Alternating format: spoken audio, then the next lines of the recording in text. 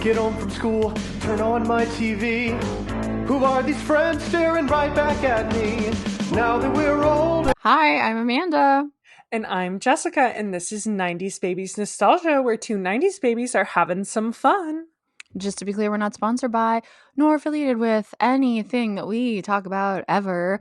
Not the actors, the IP, the streaming services, nothing. We're just a couple of goofs who like talking about TV. And today, the TV that we were talking about is Heartstopper Season 3, Part 2. If you haven't listened to our previous episode, go ahead and do that. We've already covered episodes 1 through 4, the sad half. Now we've made it to episodes 5 through 8, the horny half. That's right. We're getting a little bit lighter, a little bit brighter. So go have your cry and then come celebrate. Okay? Yes. And before we get started, I have another Heartstopper question to pose. And I want to know, outside of like the main couples in the cast, who is your favorite duo in season 3? And you could say a single character. You said duo. But duo is what I want to hear. Like a dynamic. Yep. Yeah. So I guess for me, I think it's not just season 3, but it develops in season 3 even more so, is probably Tara and Nick, which I know we have notes on later. Like, I think that they have a really great friendship. So I think that's probably my favorite dynamic. Although I did very much enjoy Michael coming in, and not just his dynamic with Tori, but his dynamic with Charlie. Like, that was a fun duo. Yes. Yeah, I agree. My answer is the same. I was going to say Tara and Nick. I figured, because I saw that's a note of yours later on. Yeah. There are a lot of duos that, like, Tao and Nick's relationship grow a lot in this season. But yeah, I would say my favorite that saw a lot of growth was Tara and Nick. But yes, Michael is a great addition, which we'll get into. Charlie and Isaac also have a good relationship, a good dynamic. Honestly, Darcy and her grandmother, that actually probably is the best answer. And their grandmother. And on that note, if you didn't catch it last episode, Darcy is now using they, them pronouns as a character. We were using she, her for the storyline where they are not using they, them, but now we will be using they, them moving forward. I have so many thoughts lately about pronouns, but that's not that this isn't the time nor place, but we don't have enough time for it. So, Heartstopper, episode 5. Yes, Winter. We get an additional character in this episode that is Oliver Spring, played by Jensen Clayton. And this is truly put in here for all of you who have read the graphic novels, because if you have, you know that Charlie and Tori have a younger brother, Oliver, who's substantially younger than Charlie. And so in this one, he came in as like a cousin. It's a very, very small role. If you are just watching the series, you probably were like, who? But for all the graphic novel readers, in this episode, we start out, it is Christmas morning, and Tori crawls into bed with Charlie, and they both are just dreading the day, dreading family coming over. Obviously, Charlie has the big hurdle of eating a holiday meal with a big group of family. And this is appropriate because the day does not go so hot.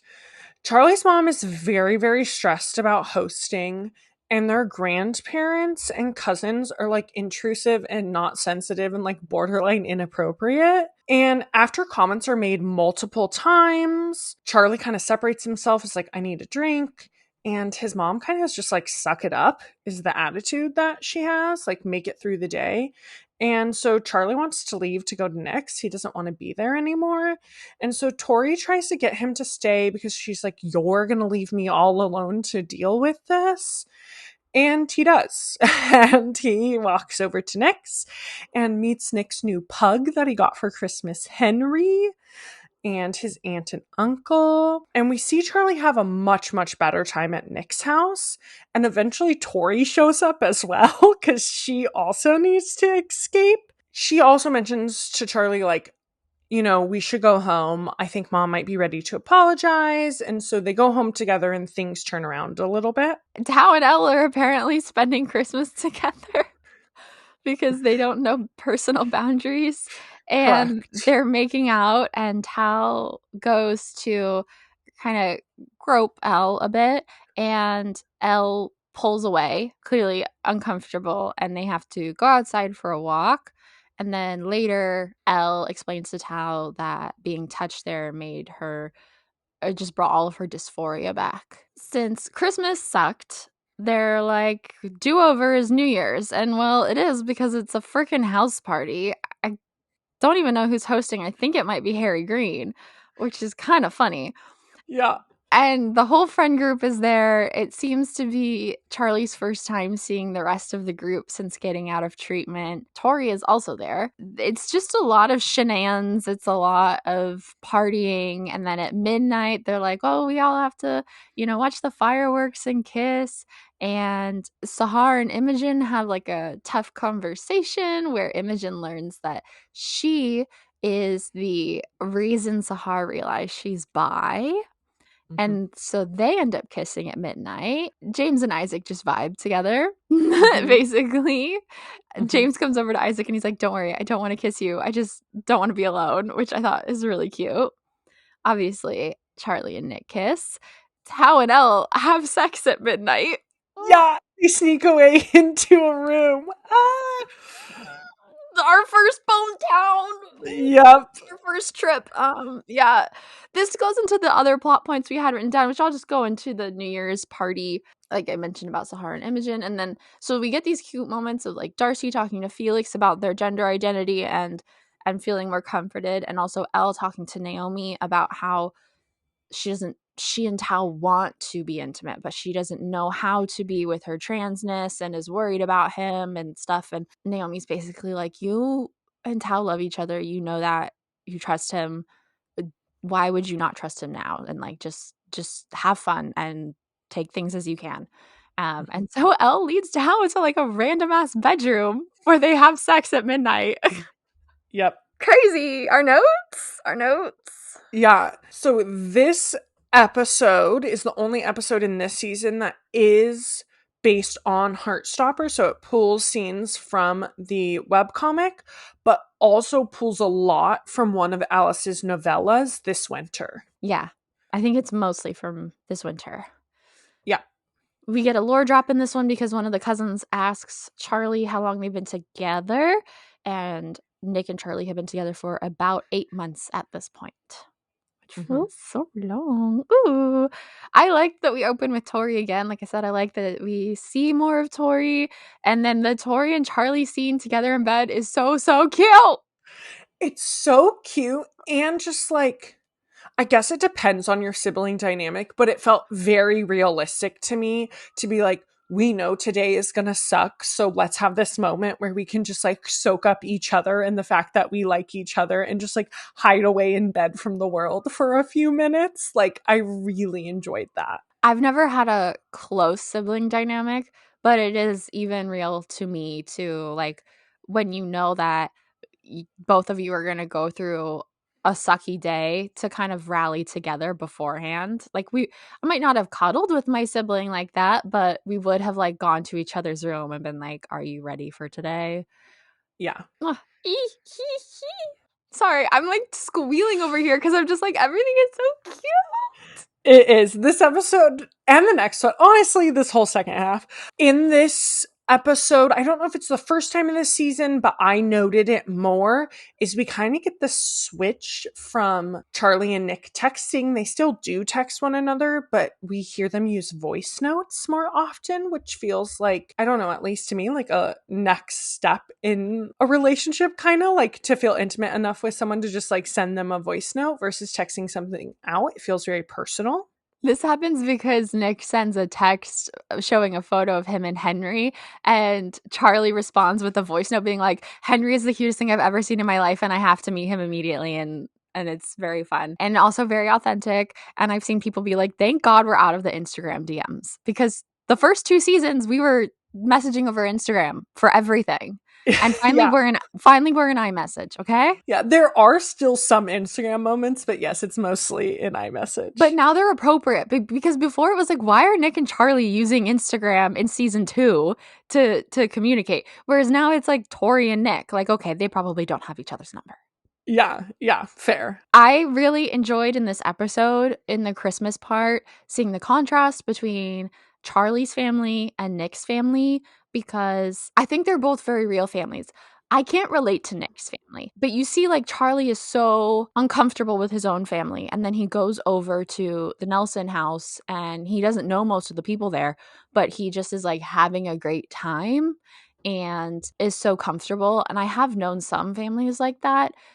I relate more to Charlie's family, where, like, they don't inherently suck. They're not well or poorly intended. They're not trying to be rude, but they are ignorant and not emotionally intelligent or aware, and things can be just kind of difficult even when you're trying to have a good time. I just thought it was well done, like, showing that difference. They also showed it with music too, which I appreciated. The music around Charlie's house soundtrack and stuff is a little bit more like darker, deeper, where like when you go into Nick's house, you hear like Christmas bells and it's very bright and everything feels very like holidays and in your face, even with the music, which kind of helps draw the difference between the two dynamics. I never noticed. I love that, though. Okay, maybe this is me, but I feel like David looked like a different actor entirely. Like the mustache, the hair, I don't know who signed off on it. I didn't like any of it. I was not a fan. I can't say it's just you because I don't know what the people are saying online. So if you agree with Jess, please validate her feelings. Because me, I cannot. That was the same man. His hair was a little more rugged. That was it. He did not have that weird, like, I shaved my mustache yesterday and now it's like all weird and stubbly. He did not have that mustache in last season. I can't say I've ever paid that much attention to his face.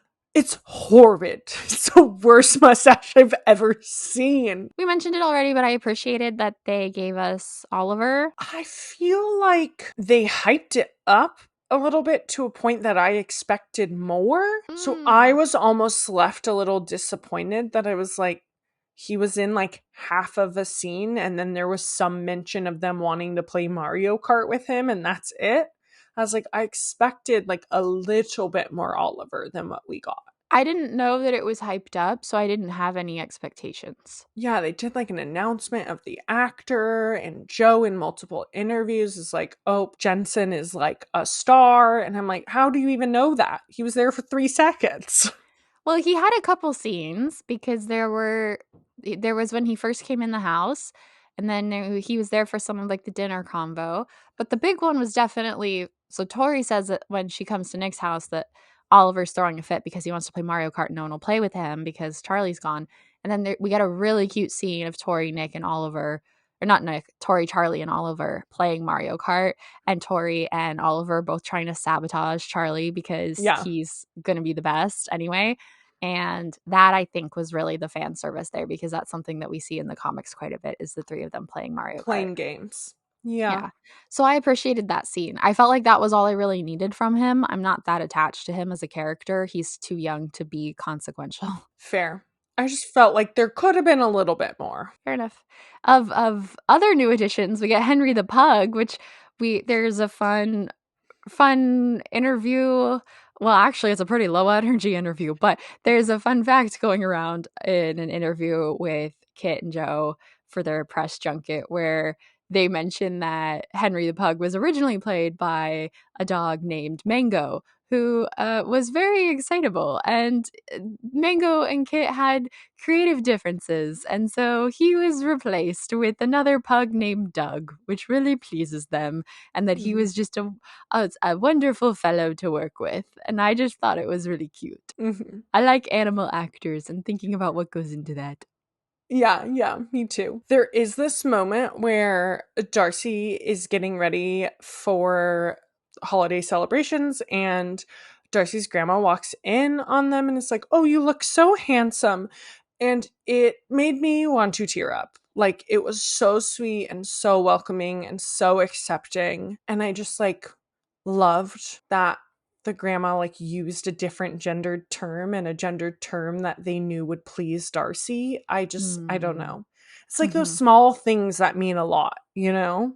Yeah, that show that the people around you care. Yeah.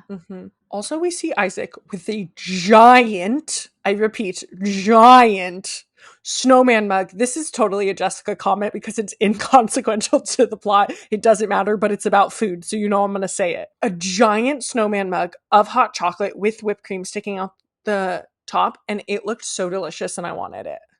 Look, I appreciate it, and I've seen people talk about how cozy he looked and like how we should all aspire to that, and I agree. He's like in a comfy chair, he's got his books, he's got his cocoa, he's got the warm lighting. What I want to know is, where is this boy's family? He spends this whole season feeling so alone in his friend group, and then it's Christmas time and he's not even with his family. He's still reading a book.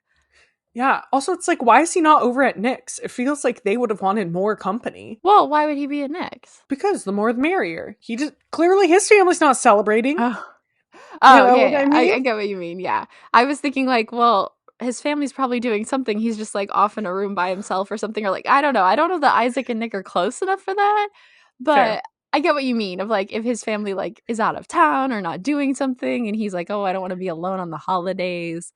Yeah, I don't know. It just made me sad because I'm like, this boy has been so lonely all season, but also the whole reason we see him is just like a funny little exchange where Nick has already sent the photo of Henry to Charlie and he responded with his voice note, but then he sends the photo in the group chat and is like new family member or something, and Charlie responds saying like he's so cute, and Nick says thanks I am, or thanks or something, like just like making it seem like the comment was about him, and Isaac's like, stop flirting in the group chat, guys, and it's just funny.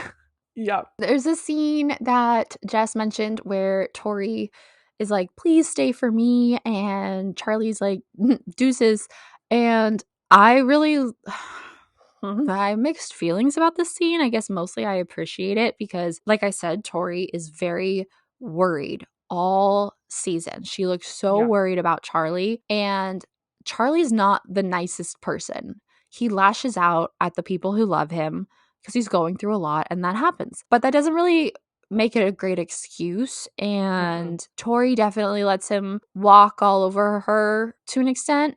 And this is the one time that we see her stand up for herself and say, like, I don't even get to see you at Christmas. You're always at Nick's. This sucks for me too. You can't be here for me. I'm not having a great time. And he says he wants to be around someone who doesn't treat him like he's ill all the time. And she's like, I don't either. I don't like, you know, she really does stand up for himself. And then the reason I have mixed feelings is I think she's doing great. But then he just says, I know, I'm sorry, and then leaves anyway. He just leaves. He doesn't even hug her, and she's about to cry. Dude, give your sister a hug. Say more than just I'm sorry. You're not sorry if you're just saying sorry and leaving anyway. I think it was very real because he is a little selfish and he's clearly like prioritizing his mental health in that moment. And I don't think you can fully fault someone for that. But yeah, there's no like comforting her at all. I have read online that a lot of people who have read Solitaire appreciate this moment because they feel that it sets up the plot of Solitaire very, very well to know where Tori is at.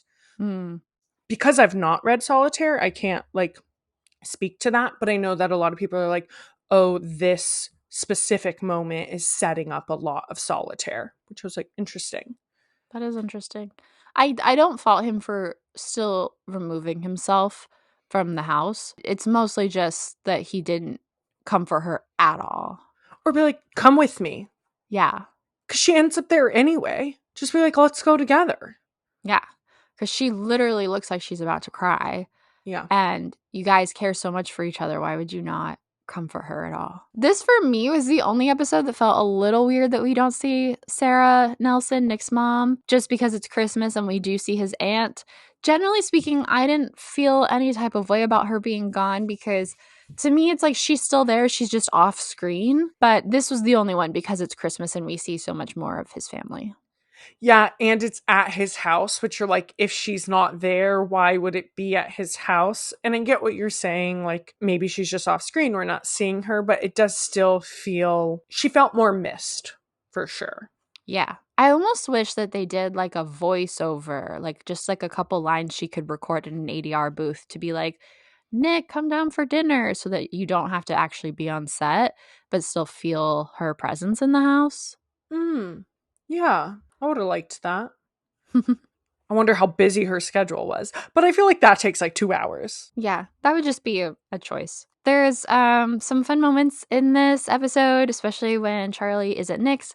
So first he our baby boy threw his tantrum and walked off through the rain to Nick's house, so he's drenched, so he changes to Nick's clothes, and Nick is like, he has to turn around for Charlie, but he also is like clearly kind of trying to peek. He's like, my boyfriend is like half naked behind me, which is But fun. he's like trying to be respectful of Charlie's request at the same time to like turn around.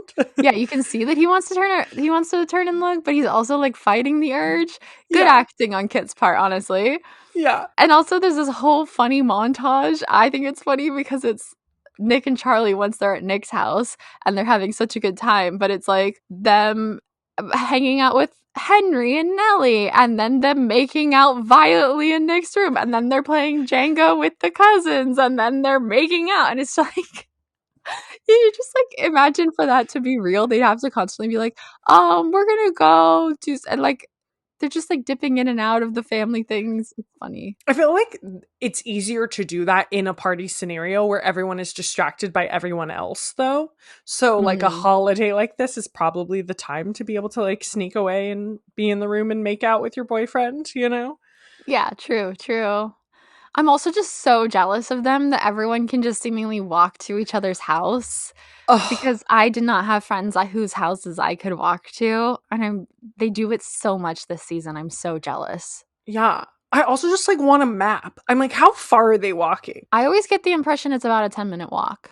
I don't know why, but that is something that's in my head, that it's about a 10-minute walk between Nick and Charlie's house. But don't you wish all your friends were a 10-minute walk away? Yeah. Life would be so much better. Although I will say I have a friend that lives less than a 10-minute walk from me and I never see them. Well, except we do run into each other sometimes waiting for the subway. Okay. Yeah, I wish all my friends were that close. And even if we would have to buy houses next to each other for us to be a 10-minute walk away because of how things are so spread out in the US. So it's very, very European, very British, and I'm so jealous. I agree with you here. You said you need to know the legality of Nick driving his friends around, and I also need to know the legality. I know they have different rules than us, but ours, when you're on a permit, you're not supposed to drive anyone else. Well, your license, the first year, right? Well, license rules changed state per state, but what we grew up with in California, which I think is pretty normal probably, is that if you are a minor, you're not supposed to drive around minors, especially the first year that you have your license. Yeah. Like not even just permitted. You're not allowed to drive around unattended minors without someone like a licensed driver who's over the age of 24 in the car, which yeah, sometimes we do, sometimes we don't. But this kid is like 16, 17, just got his 17 because his birthday. He just got his license and already he's driving Charlie around to the New Year's party. And Charlie's like, you know, you're going to be my chauffeur now, right? And he's driving everyone around. And I would like to know the legality. So let me know, guys. Yeah. Tara's entire New Year's Eve outfit is silver and sparkly, and her makeup is like gorgeous all season, but especially for this New Year's Eve party. And I just want her makeup artist to come do my makeup. All right, let's make it happen. Yeah. Let's hit them up. Find out. Probably can't afford them. Also, they live in the UK.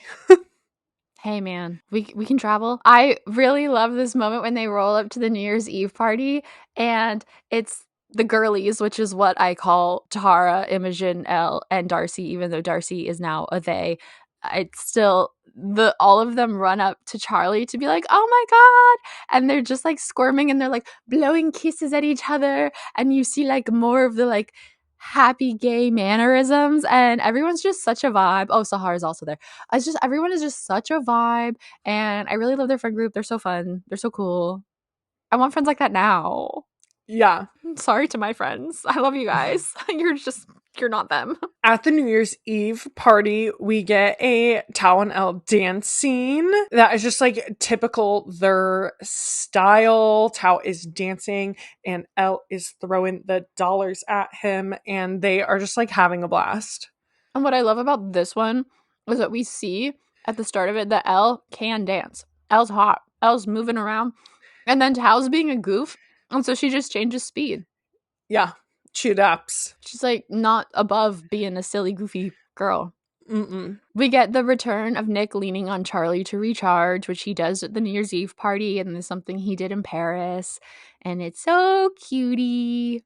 Mm-hmm. Where he's like, I just need a moment to recharge. I like that we get a Harry cameo. We get a couple Harry Green cameos in this season, and this was one of them at the New Year's Eve party, just because like it makes it feel more and more real, I guess, the more characters that we get where even though they aren't a major part of the story anymore, they're still around. I really appreciate that detail, because I hate how shows will have someone who's like a major character and then they just disappear unexplained. Yeah. We haven't really had that in this one. But also, the fireworks that are at this party are just some like bootleg fireworks that Harry and his friends set off in the backyard. And the California in me was screaming. Also, that they set off like so many at once. And so close to everyone. Yeah. And so close to one another. Like the fireworks were not that far apart. I was like, this is a disaster waiting to happen. I know. Guys, we're not allowed fireworks in California. It's illegal. It depends on the... That's not true. It depends on the county. Okay. But where we grew up, we are not allowed them. My parents now live in the Central Valley, and that firework situation stresses me out every 4th of July. It's like wild out there. Yeah, because so much of California is just drought land. It's all dehydrated desert shit that lights on fire so fast. We're not supposed... And I get it. It rains in England, but it still makes me uncomfortable. Yeah. Also, I feel like it was grass. It was grass. It was grass and there were trees around. Yeah, should not be allowed. One of the notes that we get in this party is Tori and Michael seeing each other for the first time. As we mentioned, Michael is a character from Solitaire, and he becomes more recurring in this latter half of this season. This is the very first time they see each other. And it's the most dramatic scene, I think, of this entire season. And that includes like Charlie going to treatment centers. And this is the most dramatic scene, I think. It's got Robin blaring over them, and they don't know each other. They don't say anything to each other. Mm-mm. They just pass, pause, turn around, and stare at each other for a few seconds for seemingly no reason. You don't even know, like, really, is there interest there? It's not particularly flirty. It is just like a stop and stare moment. It is very dramatic, but I loved it. They didn't like bump into each other to No. like there's no point. There's no reason for them to stop and stare. No, I think Tori even turned around. They both do, yeah. Getting into some quotes, I wrote this one down and Amanda added on to it. Do you want to play roles? Sorry. Yeah, sure. I'll be Tori. Okay, this is the opening scene where Tori gets into bed with Charlie on Christmas morning. Mm-hmm. I hope I get a soul. I hope I get good mental health. I hope I get a mom who can regulate her emotions. I hope I get grandparents who won't comment on my weight. I hope Dad remembers to properly season the turkey. He won't. Yeah, he won't. Obviously, we're not actors. Their delivery is better. Also, they have accents, but it's just really cute that they're like making all these like dramatic ass hopes for Christmas. Yeah.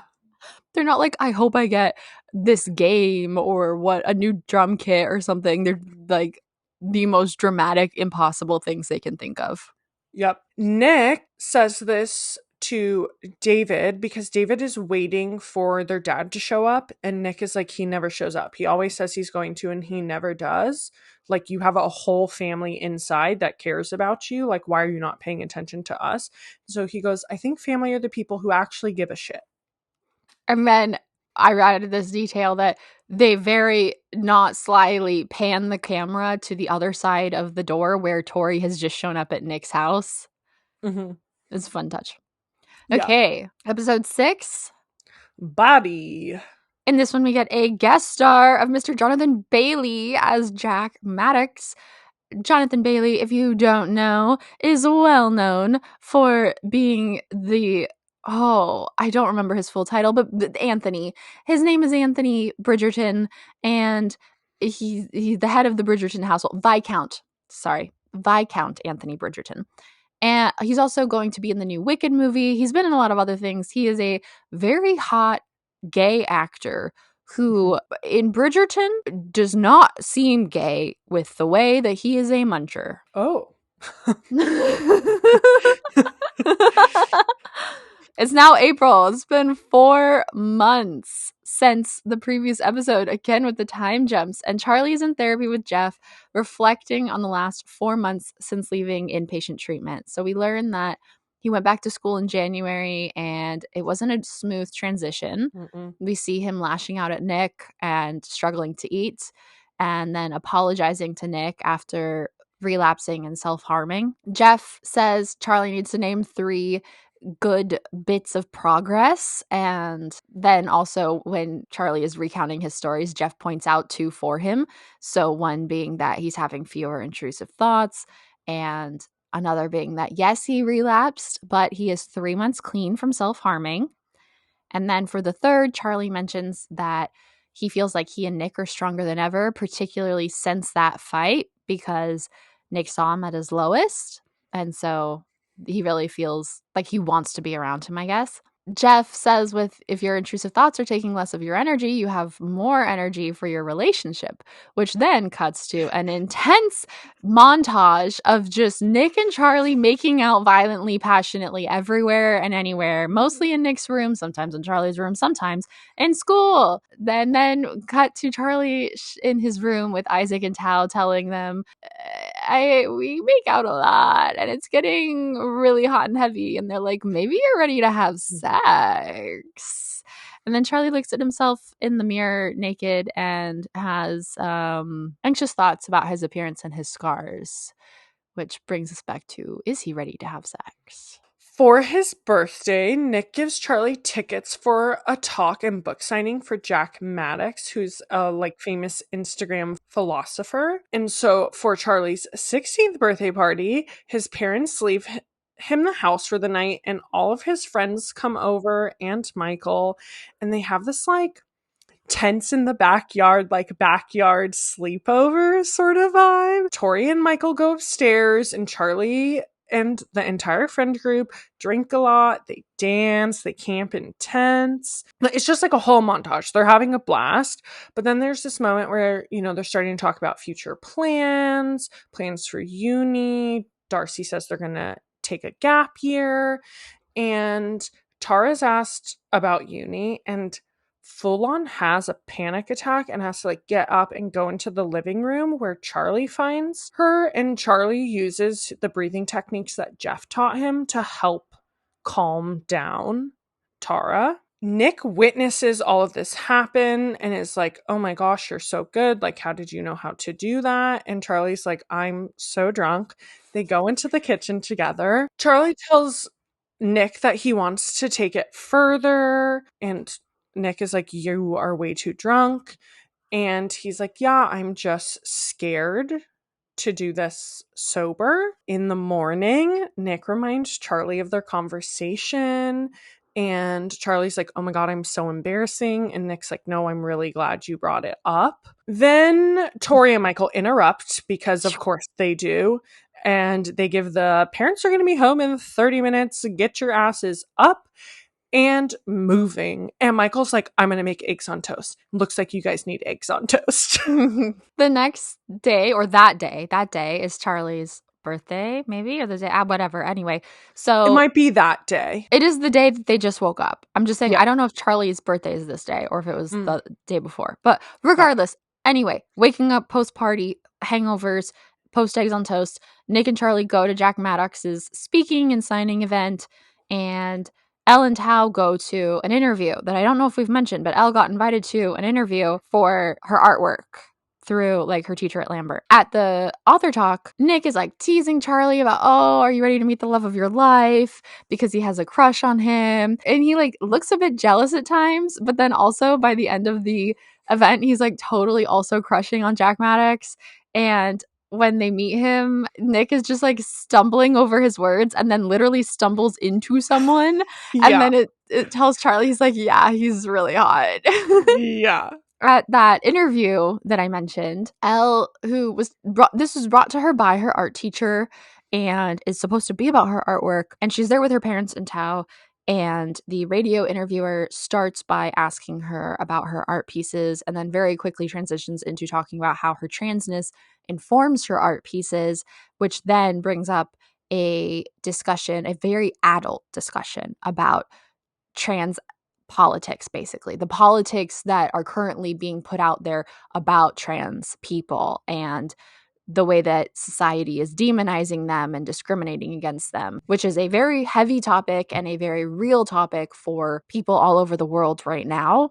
And Elle shuts down, removes herself from the interview. Her parents get very mad and yell at the radio station about how this is not what they agreed to. And Elle cries. After the book signing, Charlie and Nick start making out violently in Charlie's room. And we see Charlie get anxious, which is like shown by the black like drawings around him when Nick touches part of his body, but he pushes past it.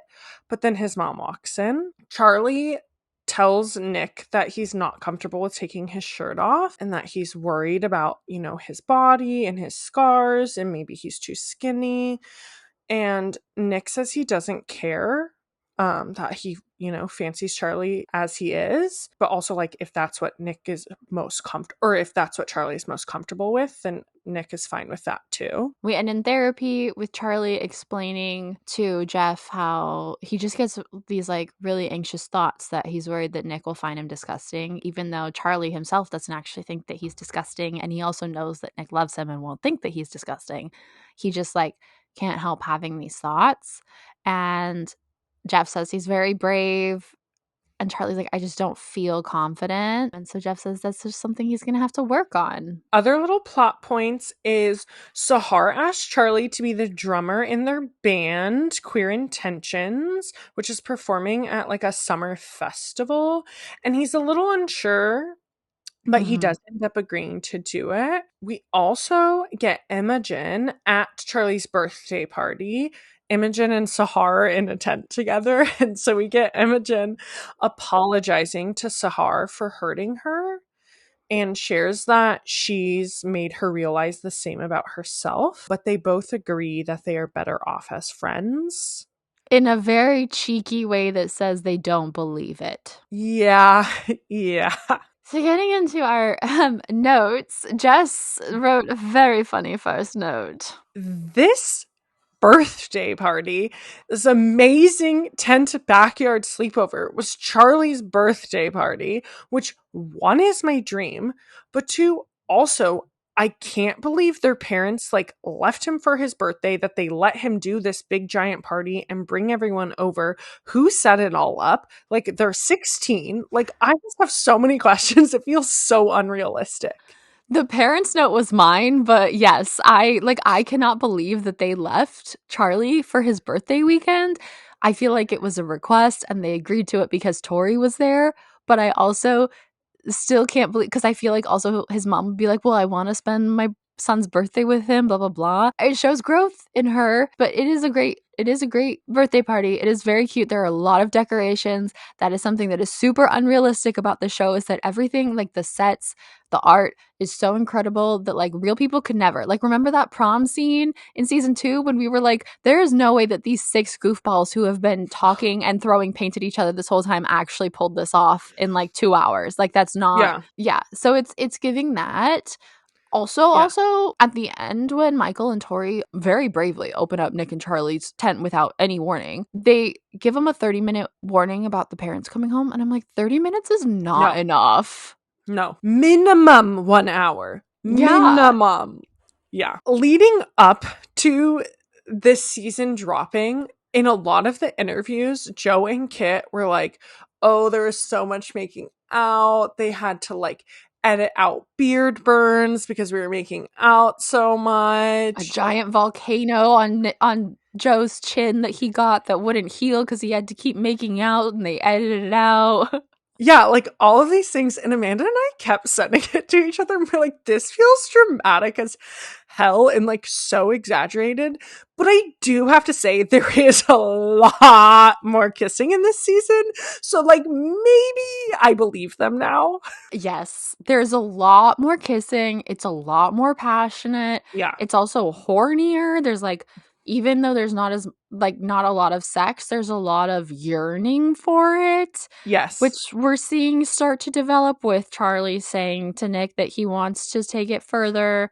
And it's happening with all the couples. Tao and Elle just had sex. Also, the Heartstopper has those little scenes where they like fantasize sometimes. So then there's some extra making out. So I get why they did say that. And I also feel like this probably like felt even more so when you have to film it and it's like you're filming for hours and hours and hours. But also, I just have to say, every single kiss, every single makeout that we get, Kit throws his whole body into it. Mm-hmm. Like Joe also, but like Kit really throws his whole body into a kiss. Yeah. Yeah. It's intense. It's intense and yeah, I appreciate it. I appreciate watching it. Yep. Yep. And I appreciate that I'm seeing him in theater where he's gonna do that again live soon. Yep. Hard pivot, guys. Hard pivot with this next note. Personally, I'm not someone who necessarily is affected by a content warning for a lot of the things that are discussed in this season, especially the eating disorder stuff. However, I was not prepared to visibly see the self-harm scars in the mirror. That was you see it multiple times, but the first time we see them in the mirror, that was really, really tough for me to watch. It was jarring. I wasn't expecting it, not because I don't know that about Charlie, but because I just wasn't expecting the show to go there.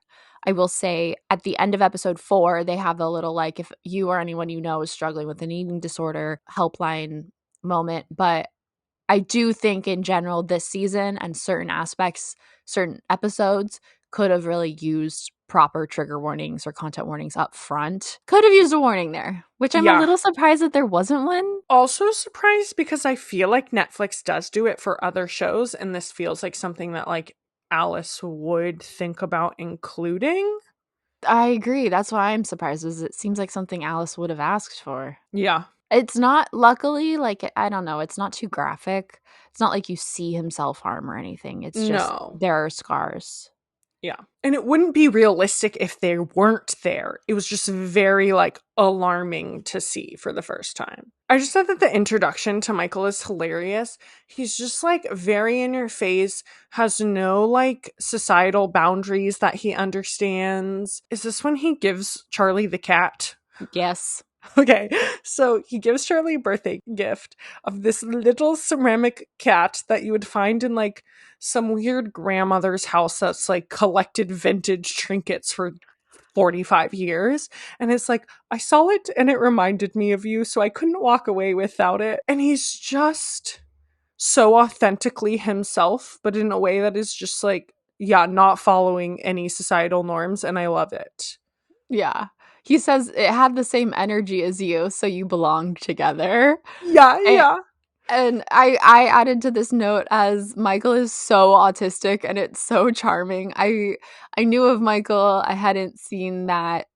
I hadn't remembered that he was autistic. He's just so in your face, his mannerisms and stuff. It's very charming to me because like you said, he doesn't care about norms or seemingly pick up on a lot of social cues. He's just like, this is what I think. This is how I feel. I don't know if he is canonically autistic. Well, he reads it.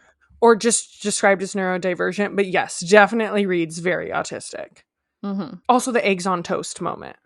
Yes, where, like, you could tell him in that situation, he was like, I don't know what to do here, but I can provide eggs on toast, so I'm going to separate myself and do that. Exactly. He's like, this is a problem that I can help solve. Yes, yeah. Did you think that Charlie's drunk acting felt not great? No, I actually thought it was pretty good. He did not seem drunk at all to me. I think that there's the panic attack moment where he seems very sober, and that to me was like pretty real because that can happen when you're like snapping into action. It's quite grounding, and he's just helping her and focus on her.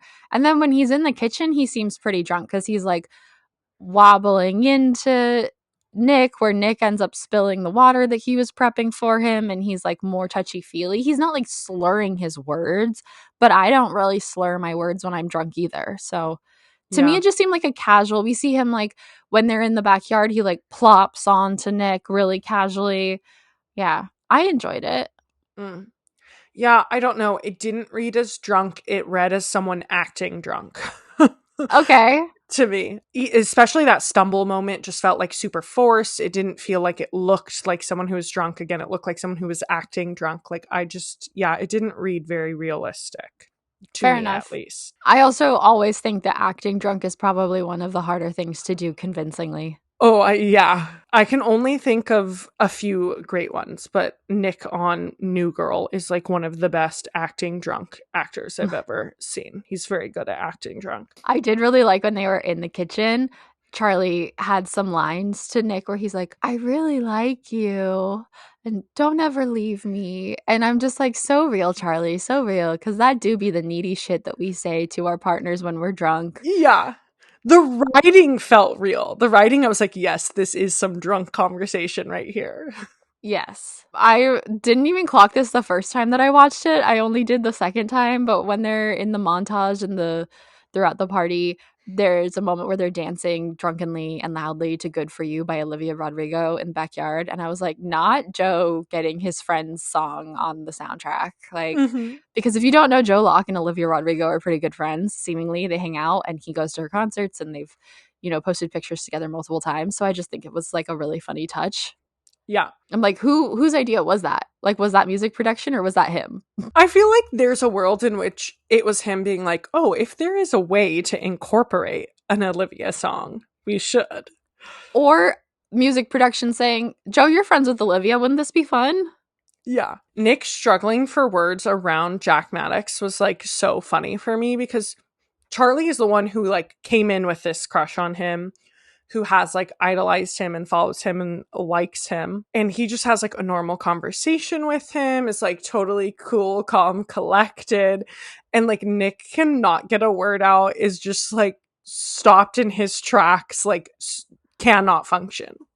And then he makes up the lie that like this joke was really good, even though we saw that he did not understand the joke at all. No.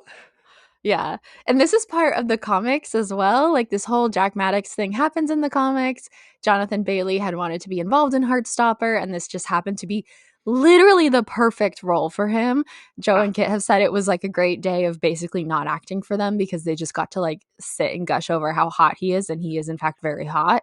Yeah. So yeah, it's a really fun nod. And I think one of the parts that I love about it is that if you've read the comics, you know that there's this like recurring bit that Nick very much has a type, even though he is bisexual and interested in people of all genders. He's like very much the dark curly haired blue-eyed nerd like that he's into, which is Charlie. Jack Maddox fits that. Zoe Deschanel is one of his celebrity crushes, and so it's a fun nod to that. We get a little bit more storytelling through music again, and this is again sounds like the soundtrack versus like a song by another artist.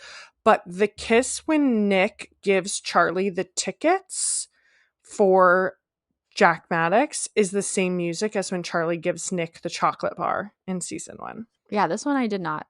That one I did not catch. This one is you sleuths out there on the internet. It's loose.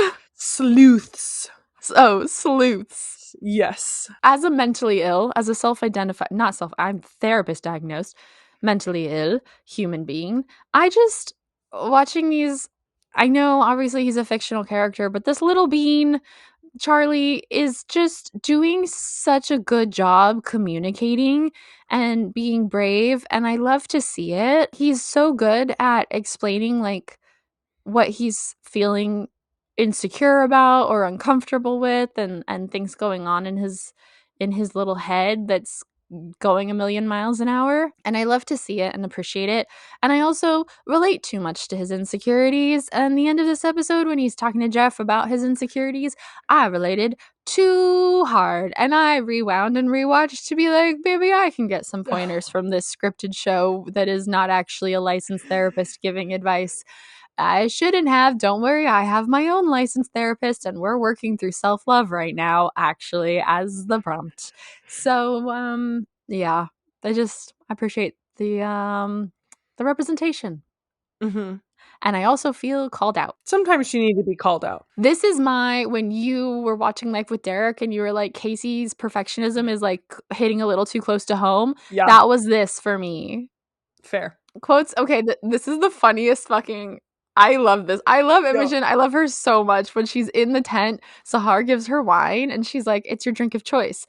And Imogen very seriously goes, is it sustainable? I'm trying to do my bit. And then Sahar's like, just drink, Imogen, and leaves the tent. And I just love Imogen because I'm trying to do my bit. It's like, you're in a house full of decorations that are going to get thrown out after this. Like, there's so many,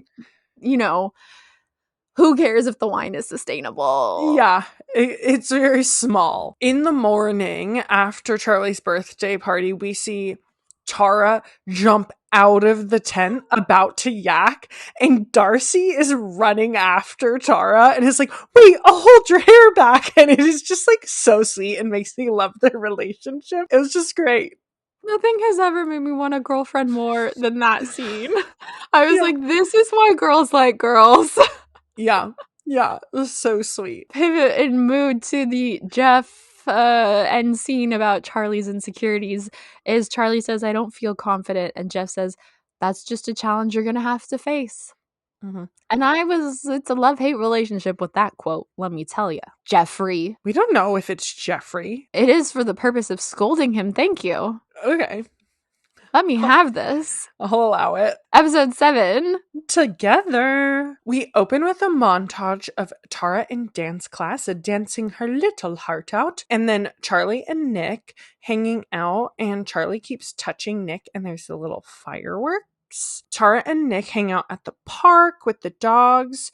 And Tara takes a moment to really check in on Nick and make sure that he's okay, and she suggests that he journals, which is a reoccurring bit throughout this season, that Tara's journaling's really great, you should give it a try. And she talks about just having a lot on her plate. She's feeling stressed about uni, about what's in store for her future, and how she really loves ballet, but the class is 3 buses away, and so Nick offers to drive her. So cutie. I know. At school, Charlie, Tao, and Isaac are in sex ed class, talking again about how Charlie wants to have sex, but he's also maybe, because I'm so nervous, maybe that means I'm not ready. And they're like, Charlie, you've been talking about this for weeks. You're fucking ready, okay?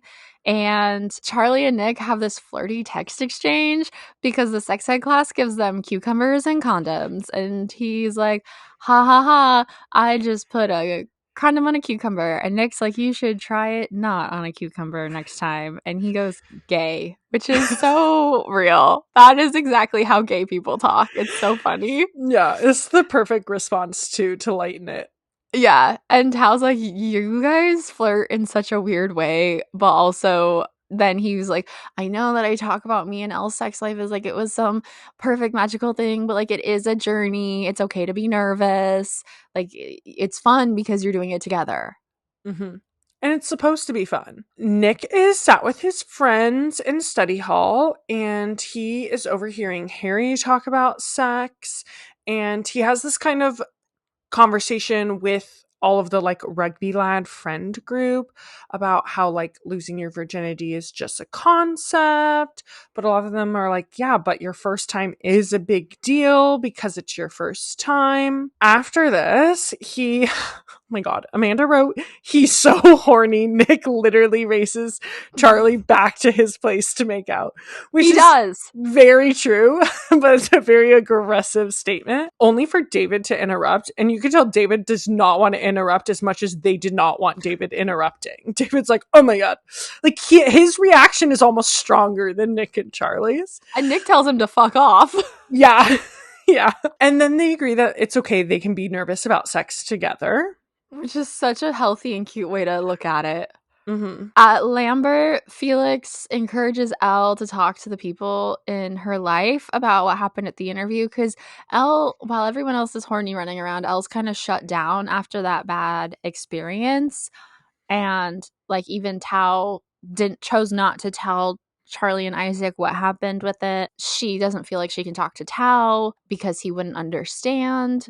And Naomi and Felix are there and say, you know, we understand, but like you can talk to people, you can trust people.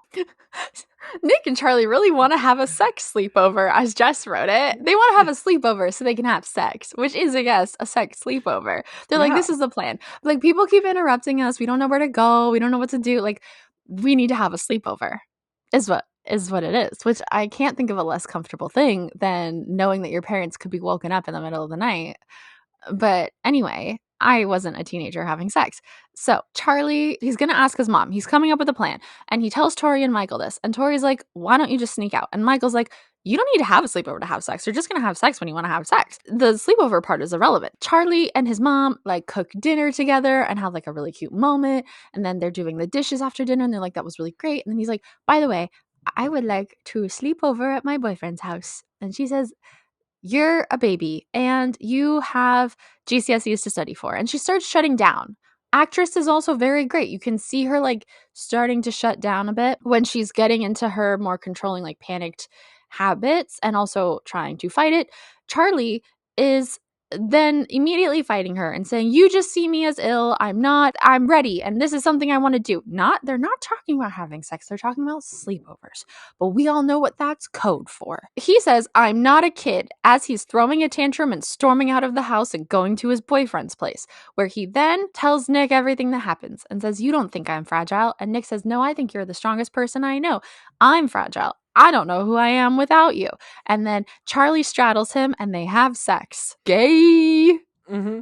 A few other important things happen in this episode, which is Mr. Ajayi asks Charlie, he gives him an application to apply for head student and is like, I think you'd be great. And Mr. Farouk speaks up and is like, you know, there are a lot of younger boys who really could benefit from seeing you as head student. And then we get a little flashback of like young, lost, gay Mr. Farouk as a child. It's so cute. Darcy takes 3 buses to see Tara dance, which I'm like, why didn't Tara tell Darcy that Nick is driving her?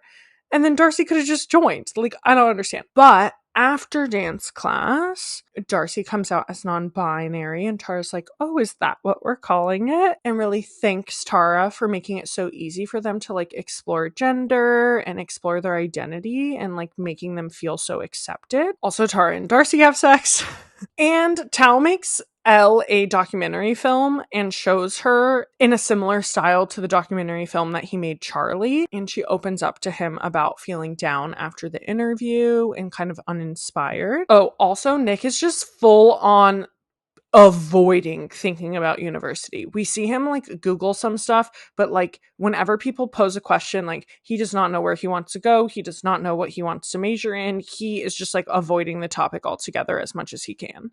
He gets stressed just looking at the websites. Also, I want to say the video that Tao makes, whereas the one that he made for Charlie was all of their friends for Charlie, the one he makes for Elle is all of Elle. And just felt like, this is how I see you, and really affirming how beautiful and feminine and wonderful she is to him.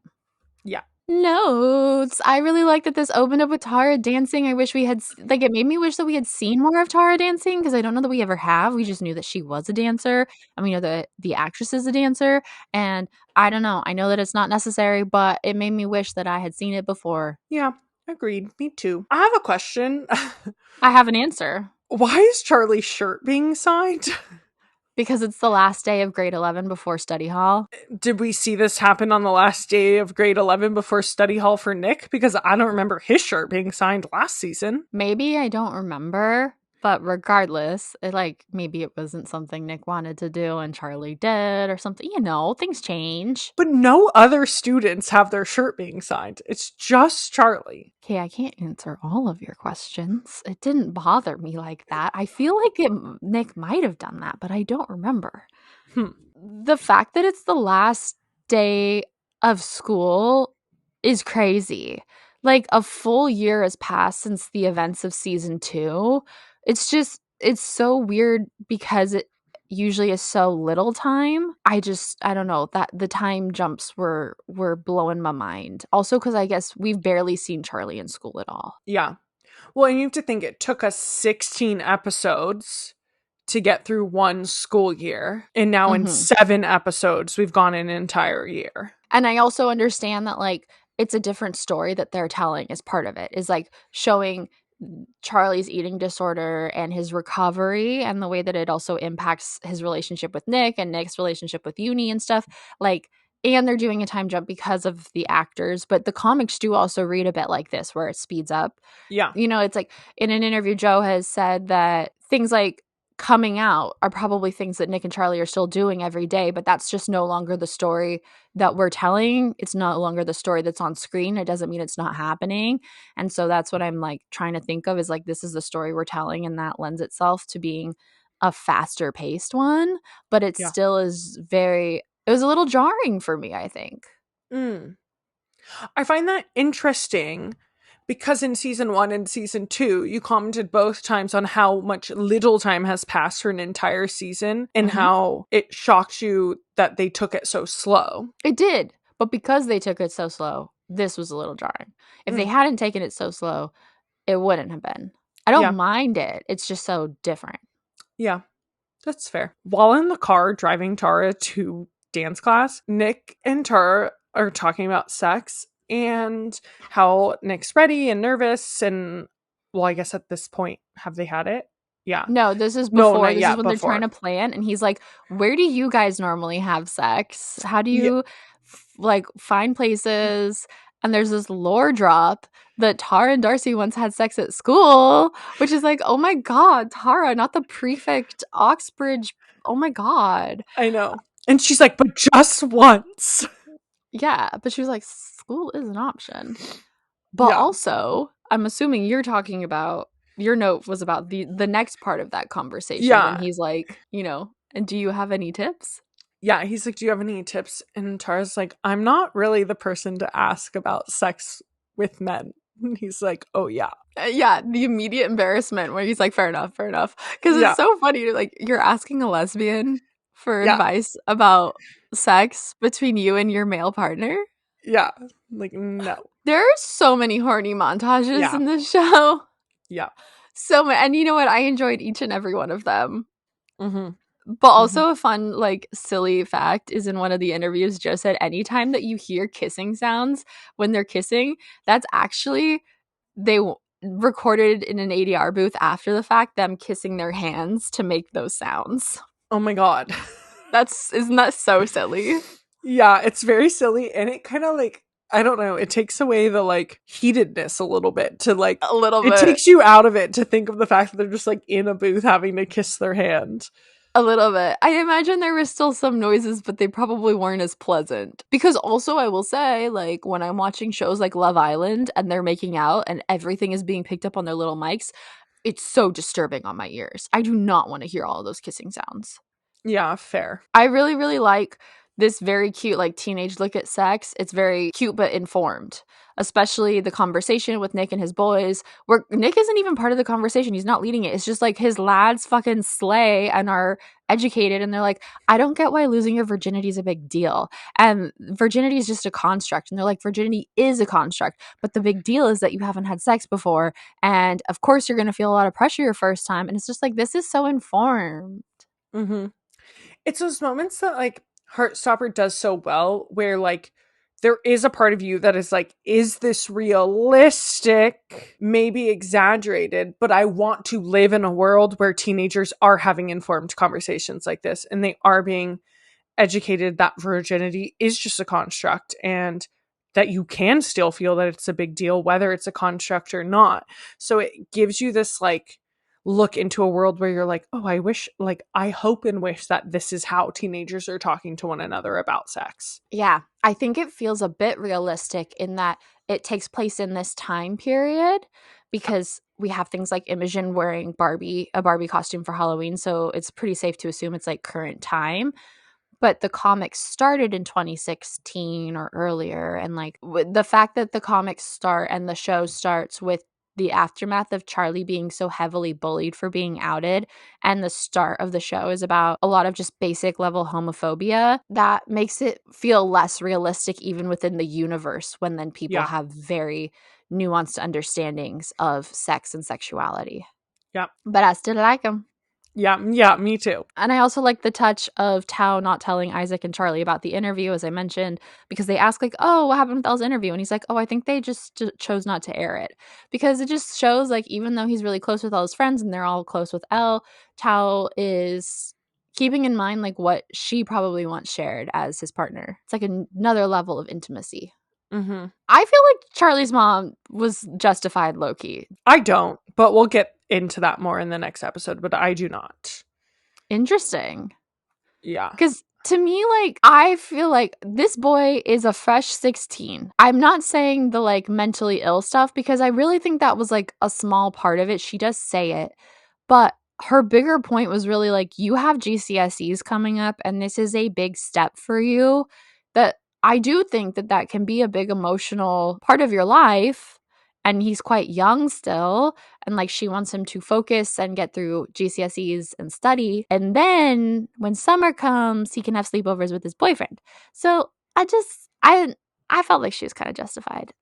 So I feel like we get more of that conversation in the next episode, where in this episode, it was more like putting her foot down, not explaining where she was coming from, not explaining that it was an emotional step and that's why she was being worried. It was just very much like, no, you can't do this. I saw her in this episode fighting shutting down and starting to say things like, this is a big step. You have GCSEs coming up. Like she did say those things in this episode. Yeah. But as soon as she starts shutting down, and this is very real and a good depiction of it, but like as soon as she starts putting her foot down at all, Charlie then gets very upset and triggered, and then he's shouting over her, and then she gets heightened. So she couldn't fully get that point across with the way that he immediately was like defensive. I felt like she brought it on with like her wording, her tone. Like she never came from an understanding tone. It was always like very overbearing, overprotective, like my answer is the final answer sort of tone.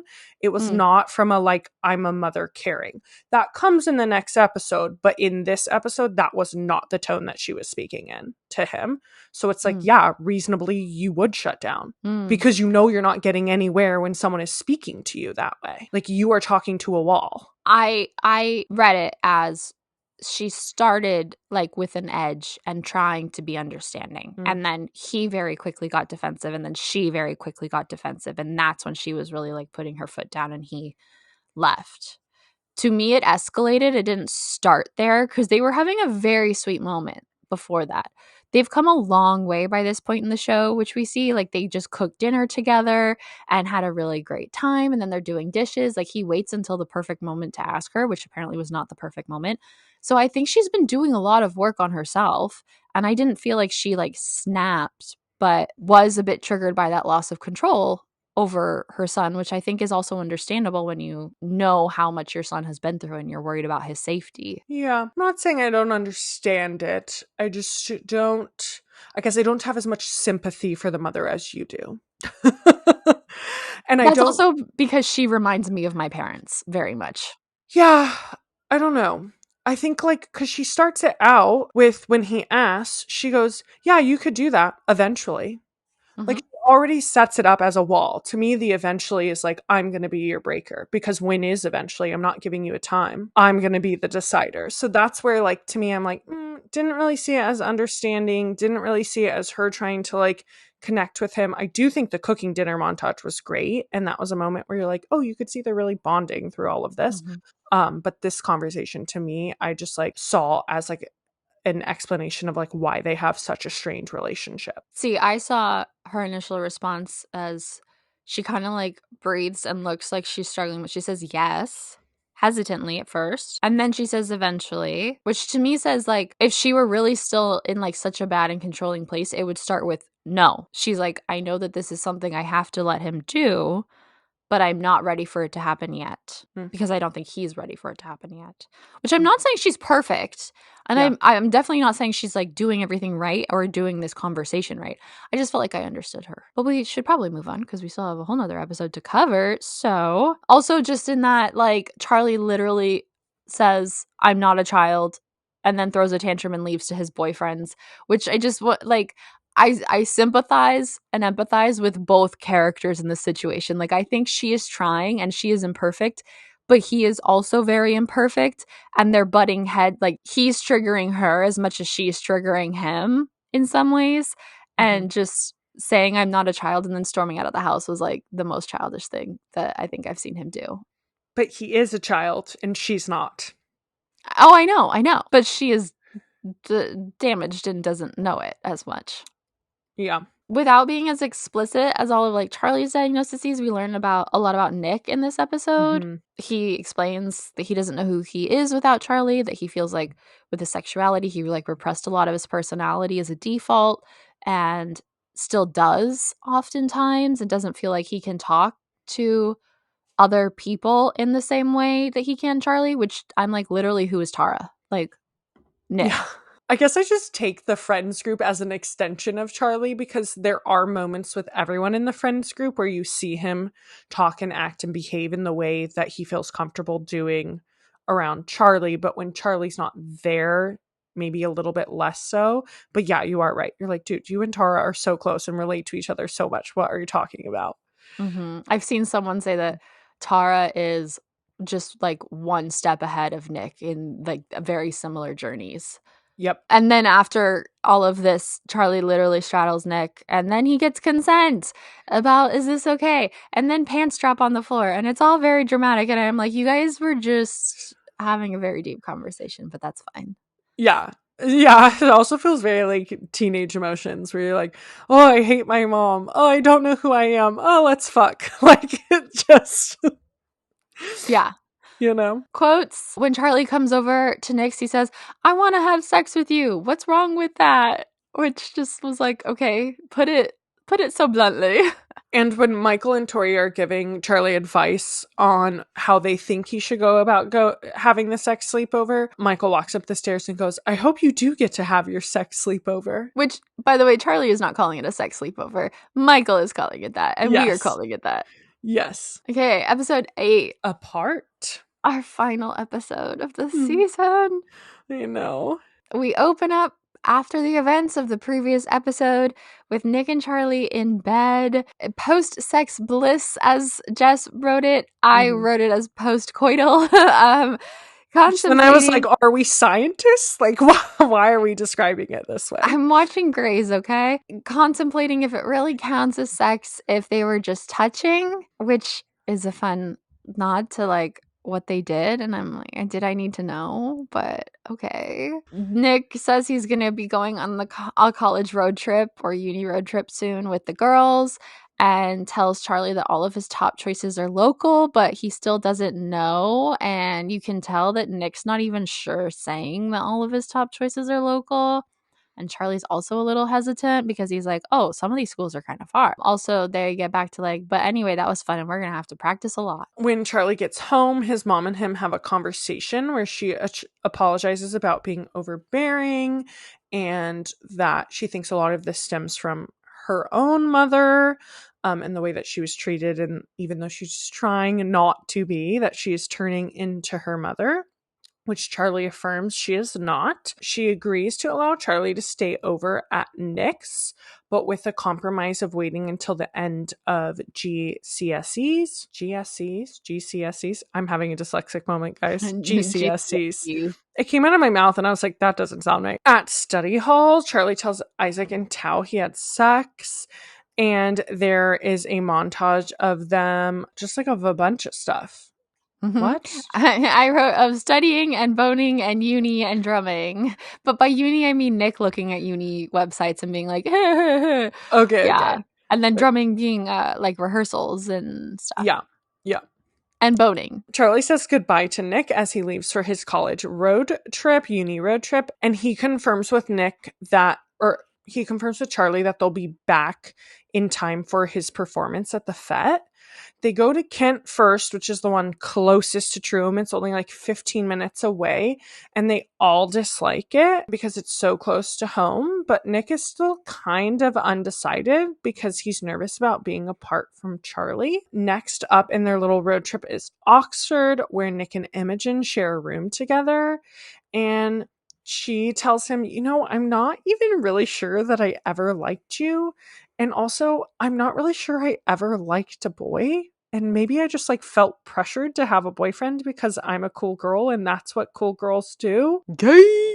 Yeah. And like Nick goes over to her side of the bed and like comforts her. It's very sweet. Despite being in Oxbridge, Tara decides she hates Oxford. They all have a little picnic on the grass together, and Elle says that, oh, Tal let me know that you and Charlie have been keeping each other occupied lately.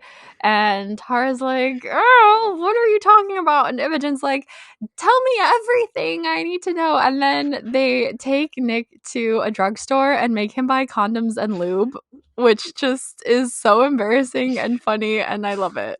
Yep. The last uni that they tour is Leeds, and this is apparently, I've never been to Leeds, guys, let me know. It's apparently a gay paradise. There's rainbow flags everywhere. The tour guide is wearing a rainbow lanyard, and Nick like is clearly already feeling more himself. He's like has ideas about what he would study, and then the tour guide has a partner who's on the rugby team, and he's like, it's me, a gay man playing rugby. And so he's like clearly more lit up. That evening he looks at the distance between Troom and Leeds, and it's 4.5 hours driving, so he clearly seems like uncomfortable or disappointed at that. On the way home, he shares that he's afraid to hurt Charlie and be so far apart from him. The girls say that, like, well, what happens when Charlie goes to uni next year? And like, think for yourself. Like, you need to put yourself first. Charlie is getting ready for the fete, and he's getting a little anxious in the mirror, but we see him challenge on those thoughts, and he chooses to wear a t-shirt, and he like opens up the door, and Tori's like, oh my god, who is he? At the fete, Michael comes up to the group and gets Charlie to help him find Tori because she's avoiding him because Michael brought up the like, what are we? Are we boyfriend, girlfriend? And he doesn't really care. He was just like, we've been seeing each other for a while. I thought it was appropriate to like bring up this conversation, but like, we don't need to label it. But now Tori is avoiding him. So Charlie goes and finds Tori, and like Michael's kind of off in the distance, and Tori sees him and then like grabs Charlie's hand and drags them immediately to the Ferris wheel, where she talks about how she just like feels like she doesn't feel anything. She doesn't have any emotions. And Charlie's like, you feel a lot, and that you can channel some of like what you feel and the love and care that you have towards me elsewhere. Like, you don't have to always be so concerned about me. I'm doing better now. And that it really encouraged Tori that like she needs other people to care about besides him. Like, it just can't be him. And so then she goes and talks to Michael. Nick and the girlies are stuck in traffic and are going to miss the start of the show with their ATA. And they rush. They show up mid-set, which appears to only be one song. Afterwards, we just get like a cute montage of the group at the fair. Charlie's parents leave because also it was noted that Charlie left a voicemail for Nick that like he's going to spend the night at his place after. So they leave, and his mom is like, it'll be okay. Afterwards, well, not even afterwards, like mid-fair, Nick gets a horny look on his face, and he and Charlie rush home to have a sleepover, and they make out, and Charlie takes off Nick's shirt, and then he asks Nick to take his shirt off. Then we just get a montage of them having sex, and then cuddling, and then talking, and then sleeping, and more having sex, and more cuddling, and like just all of the things in the bed. And then we end. I thought it was with Charlie kissing Nick on the forehead. I think you are right. Okay, yeah. Because I think it's like Nick sleeping into Charlie. Yeah. And he like leans over and gives him a kiss on the forehead. Yeah. Yeah. And this feels like a very mature ending to this season because the two of them are both visibly naked, which we've never seen before because in all of the other montages and whatnot, Charlie has had his shirt on. Yeah, that's the end of season 3. Yeah, a few other important plot points. Charlie moves his therapy to bi-weekly with Jeff. He also fills out the application to be head student. And Elle tells Tao that after the uni trip is like, not really into any of those colleges. I want to go to art school in Europe, like Berlin or Paris. And Tao is like very understanding of that, and it's just like, I need to get a job because my mom is not going to pay for international travel. We love to see the growth. I think that's Yeah. been like the biggest theme of this season in particular, but I think also just if you look at all 3 of them, Alice is doing a really great job of, especially for having so many characters. I truly don't feel that there's any characters that are sidelined, and each one of them has continued to grow in each season. Yeah, it does make me, I'm like, is it gonna get too big? But it feels great right now. Okay, you can go ahead. We're going to start off with the mom and Charlie conversation and get this out of the way. So when Charlie comes back and has the conversation with his mom, and, she's like, I know I can be overbearing. I don't mean to be. And they really have this like sweet heart. And I actually think that moment, she's like, boyfriend sleepovers are a huge emotional step. And like, are you ready for that emotional step? I think that entire conversation between the two of them is great. But then she poses, can you compromise with me and wait until after GCSEs? But it's not a compromise. That's what she wanted in the first conversation. So I'm like, don't pose you getting what you want as a compromise. It's not, you're not compromising. You're just getting your initial want, which is fine. But then word it as, it would make me feel more comfortable if you waited until after GCSEs, and this is why. Don't say, can we compromise on this? Because you're not bending. That's what you wanted in the first place. I think maybe she feels like she's bending because what she really and truly wants is to say, you're too young, you can't do this. And she's saying, okay, I understand this is really important to you, but not yet, if please. Well, also, in the end of she's not compromising because she's saying, not until I'm ready, he's not compromising either because he literally stormed off from their conversation, had sex for the first time, comes back and has this conversation and is like, yeah, we can compromise, like, that's okay, as if he didn't just go to Bonetown. Yeah, but their conversation is not about Bonetown. It's about a sleepover. He didn't leave and go have a sleepover. Yeah, but the whole reason that she's all hell-bent on the sleepover is because it means sex. And then right after that, we have a montage of him and Nick having sex all the time. Sure, but I'm not actually confident that the whole reason she's hell-bent is because she thinks that it means they're going to have sex, because in like episode 2 or whatever, we get the mention where she's like, when Charlie comes back in Nick's clothes, and she's like, I know you guys are having sex. So I think she already thinks it's happening. Well, she said, you're too young to have sex. And he said, we're not. And then she was like, I know, blah, blah, blah. But I think she's probably talked down because Tori was like, you're making a big deal out of nothing, blah, blah, blah. Like, I don't think she thinks that that's happening. Yeah. I feel like that kind of leads up to the assumption that she assumed at least something was happening. So to me, like, the sleepover is about the sex, but it's also about like sharing a night with a partner. So I'm like, he doesn't go and do that. He does go and have sex, but he doesn't sleep over. I guess to me, a mom wouldn't be that worked up over a sleepover if she already thought you were having sex. Because a sleepover is not as big like, you can have sleepovers with your friends, it's no big deal. Sex, on the other hand, is a big deal. Sure. I really like the conversation about how sex can be just touching. Again, I maybe didn't need that much information about our teenage son's sex lives, but it is a very gay conversation because looking at sex purely as penetrative is quite heteronormative. Sex is sex, baby. It's touching, it's feeling, it's groping, it's having a good time. I liked the stark contrast between season 2, where for GCSE study hall, Nick was forced to sit next to Ben the entire time, be quiet, no phones, Mr. Farouk being like a strict little butt. Meanwhile, Nick's study hall was just like, Charlie's study hall was just sit where you want. They were all chatting, having a good time. I was like, who's in charge of this one? Yeah, I saw some people on Twitter actually say that they didn't like that because they were like, why are the rules of study hall so vastly different?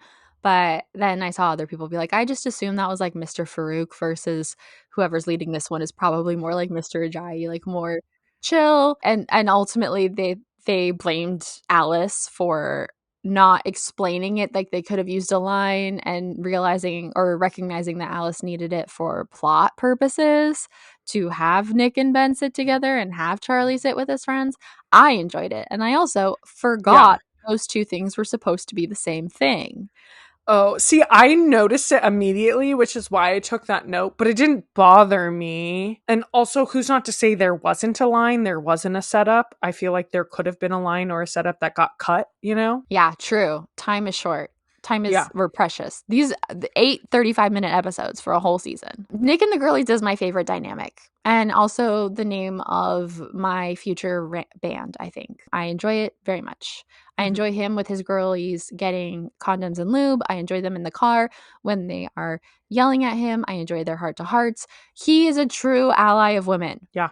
Just the Nick and Imogen conversation. I really appreciated that, like, Imogen feels comfortable enough with him to share, like, this part of her that she's, like, now exploring and realizing. And, like, you can tell kind of, like, struggling with coming to terms with and, like, not really knowing who she is, which obviously we know Nick can relate to. Yeah, I really liked it. Because at first I was like, why the heck are Nick and Imogen sharing a room? But then when that conversation was set up, I was like, checks out. We needed this to happen.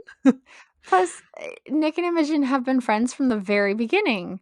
You know, they were friends before he ever knew Charlie or anyone else. And she was one of the very first people he came out to in season 2. So it is actually really beautiful symmetry. And I also love that they're friends. She's like, I don't know who I am anymore. And he's like, you're my friend. In that conversation. But also one of my favorite parts of it is that she is now the second girl to realize after crushing on Nick that she's a lesbian. You know, he may like the girlies, but they don't like him. Nope. On this college trip, we get Imogen in glasses, and I just loved it. I feel like this is us seeing her become more and more comfortable with herself and maybe with, like, dressing down or just... like just being herself, being a little more relaxed, not always having to be so done up, not always having to be the cool girl. And something about her in the big old glasses, I just, like, really loved that. I thought they were such a serve, and I wish that we had seen her in glasses before. Also, Imogen is rarely dressed down. She fucking slays it every time, and I love her. She's a queen. Yeah, she really is. I thought it was really funny that, like, sometimes I forget that Nick is a himbo because of how well Kit plays him and how much, like, nuance he puts into him. But when you read the comics, Nick is a himbo. And him needing to see literally a version of himself to want to go to a college, to me, felt very himbo nature. That he's like, I cannot take a metaphor or a possibility. I need to see that it can be done and I can replicate it. Yeah. I also need to know, like, is Leeds really that gay? Like, let me know, because it looked like I should go there. Yeah. We get a rehearsal scene where Sahar admits the song is about Imogen. I don't really understand what the song was about. I couldn't tell you any of the lyrics. I couldn't, like, check out that this was about Imogen. But Sahar is very much like, this is not important, but they keep pushing her on it. And she's like, fine, it's about Imogen. But that's not the point. Yeah. I've seen only some people point out that the chorus of the song, the main line is C'est la vie, and Imogen says that very dramatically when they're in Paris. Okay.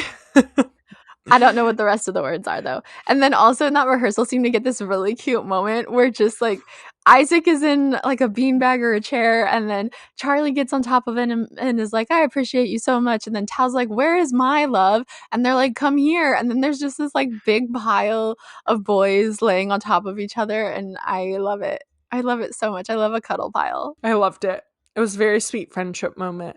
Especially the turnaround from, like, Isaac feeling so left out to this where, like, they were all including each other and prioritizing each other. Yeah, speaking of the character growth in this season, that's something I really appreciate, is that after, like, episode 3, when Isaac says that they all kind of suck as friends lately, they really and truly do turn around, and you see the friend group get back to that really supportive, loving friend group, even better than we've seen them before. Yeah, stronger. Kind of on this note, we see Charlie with Jeff in therapy saying he's realizing that he needs more people than just Nick. Not to say that his relationship with Nick isn't strong, but he also needs his sister and his parents and his friends.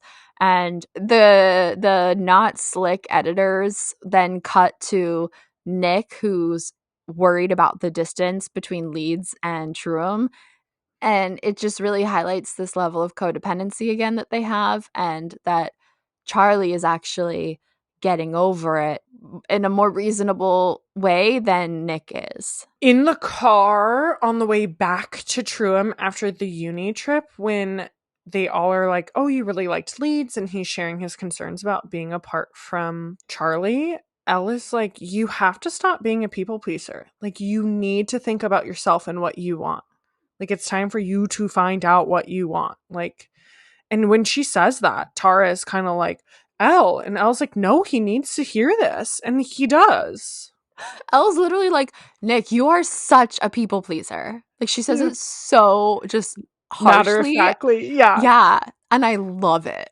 Yeah, me too. The way that you said you worry sometimes about it getting bigger, one of the things I worry about is that Alice has said that Charlie and Nick do not break up. Mm-hmm. I'm pretty sure we've seen little comics of them in the future with like a house and a kid.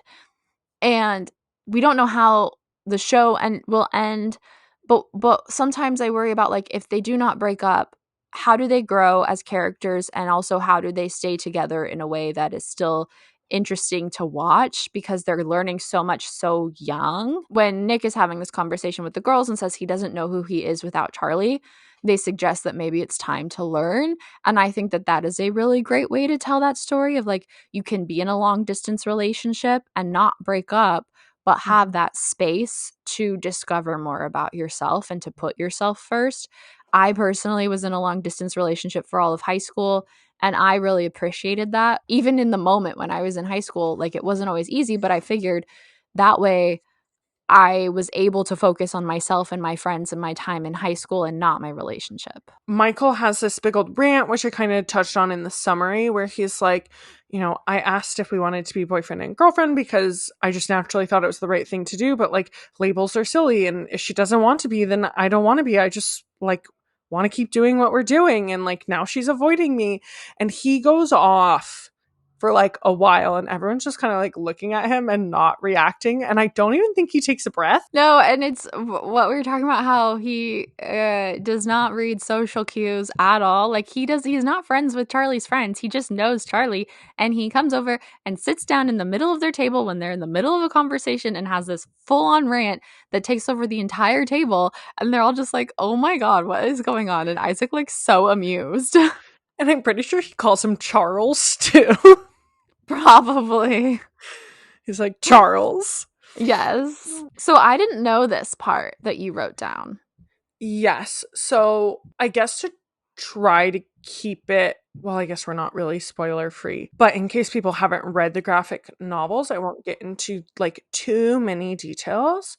But the Tori and Charlie conversation regarding what happened with Michael on the Ferris wheel, they do have a conversation in the graphic novel, Tori and Charlie in the Ferris wheel. That is all exactly the same. However, instead of it just kind of being this, like, I don't feel like, Alice is clearly setting this up to become something more in a potential another season, or maybe a solitaire spinoff. Who knows? But in the graphic novel, if you haven't read it, this is spoilers, so ignore it. Tori actually uses this time to come out to Charlie as asexual, and a lot of fans resonated with that. And so we're very disappointed that that was not included in that scene, and that it was instead very, very different, because fans were like, I really, really identified with Tori in that moment, and then you just like took that away because you didn't include it. I think that Alice knows what they're doing. They're setting something up. Like, I'm not worried, but I just know that that was something I read a lot online. Yeah, that's what I thought was the difference when I read your note about this, because I didn't notice it at the time, but I have read the scene and I was like, I'm pretty sure she comes out as ace. I agree. Alice knows what she's doing. I also know that Alice wrote Solitaire, which, if you don't know, Solitaire is the first novel of the entire series. when they were 16, 17. Published it when they were 17. They're our age. That's crazy. And it followed Tori. Tori's the original main character. And in there were bits of Nick and Charlie. And Alice was like, who are these twinks? And then wrote the comic about them. Tori's the original main character.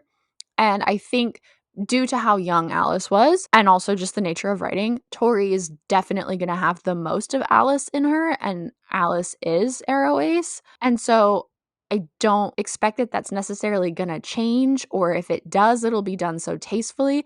I think what probably just happened is they already had a character come out as Ace this season and didn't want it to feel like that's like the theme for this season, or like make Isaac's coming out overshadow Tori's, you know, like they want to give Tori their own space. Yep. Yeah, I completely agree. I thought it was intentional, and there are a lot of fans that think that too. There are just a lot who are like, you know, when I read the webcomic, I felt seen by this particular Ferris wheel scene, and then you took it away. But you know what's beautiful is that they didn't, because the webcomic still exists. Yeah, true. That scene still exists. It's just not the one that they put on the screen. Yep. Oh, I did write this. Sorry, screaming, crying, and throwing up about being Tori. So the conversation that they had on that Ferris wheel, that was my other hitting way too close to home. Thank you so much, Alice. I would rather you didn't. All of the I don't feel anything. And Charlie's like, yes, you do. You feel so much. You just bury it really deep down. You didn't have to call me out like that. You didn't have to at me. I know this. That's why I'm in therapy. And thanks, but no thanks. Yeah. When they're trying to go to the fat, but they're running late, all the girls are screaming at Nick to go faster. They're like, hurry up! He's like, I'm driving the speed limit. Loser. Who drives the speed limit? Me. I identify with Nick. Oh, God, in California? Yeah. I loved that even though Nick is running late and he's so worried about running late because he thinks Charlie needs him there, Charlie, while I'm sure he would have preferred Nick to be there when he comes on, he doesn't stumble at all. We don't even get a moment where he's like, oh no, where is Nick? I don't know if I can do that. Nothing. There's no contemplating if he can do it. It's just like, oh, Nick's not here. That kind of sucks. But he gets on the stage and he performs. And I'm so proud of him because he's come so far. Mm-hmm. Also, I learned in an interview that is Joe drumming at one point. That's amazing. In one of the interviews, Joe makes a joke that Kit can't play rugby. And he was like, yes, I can. And then he's like, you can't drum. And he was like, yes, I can. Excuse you. I took lessons because of them. I can drum exactly 4 beats. Thank you. And that is me in the show. I thought it was really funny that, yes, this is the first time we've ever seen Charlie in a short sleeve shirt, like literally ever. That we've seen him out with his arms. But Nick shows up and he's like, you did amazing. And then he just looks at his arms and is like, oh my God, arms, so hot, so sexy. Yeah. Yeah. He's like, you look so hot right now. And on that vein, like, they don't even leave because everyone's leaving. No. They, like, are in line to buy something. And then Nick's just, like, giving Charlie horny eyes. And then they leave all their friends. And I just was like, guys. Yeah. They give each other very much like a, we need to get the fuck out of here look. Yeah. No words necessary. Yeah. Getting into quotes, Tori on the Ferris wheel during that scene where Charlie is saying that, you know, she does feel, he goes, don't use your, or she goes, don't use your Jeff crap on me, which I loved. Also at the Fat, as they're rushing to get to the set on time and they're all running, Nick in a kind of like side, it's like a background line. It's like, Imogen, if you can't run in those shoes, take them off. I didn't catch that. That's good. It's so good because it's just, she's not even that far behind the rest of the group, but the fact that he like is like, Imogen, take off your shoes, like hurry up. And he knows that about her. Yeah. I wrote down, we mentioned it already a couple of times, but I wrote down the best quote to me of the Michael rant, which is like, what does boyfriend and girlfriend mean anyway? I mean, they're just words we made up to label common experiences in relationships, which is how I feel about everything. Like, everything is just a word that we use to label a common something. And everything it's all is made fake. up. Yep. Everything is a social construct. Yep. We live in a society. And then also you mentioned in the summary when Elle tells Tao that she wants to go to art school in Europe. Tao is like, that's amazing. I need to find a job though, because my mom's not going to pay for international travel. I mean, she doesn't even pay for my bus fare to school. Yeah. And I'm like, I'm sorry. Tao's mom is incredible, but she's not paying bus fare? Also, I'm pretty sure he gets free or at least extremely discounted. Oh, is that a UK thing? Yeah, because school, also in the US, if you're a student, you got like not free, but extremely, extremely discounted bus fare. That's why I always took the bus to high school. I did not know that at all. Okay. That's our season 3 notes on all of our episodes.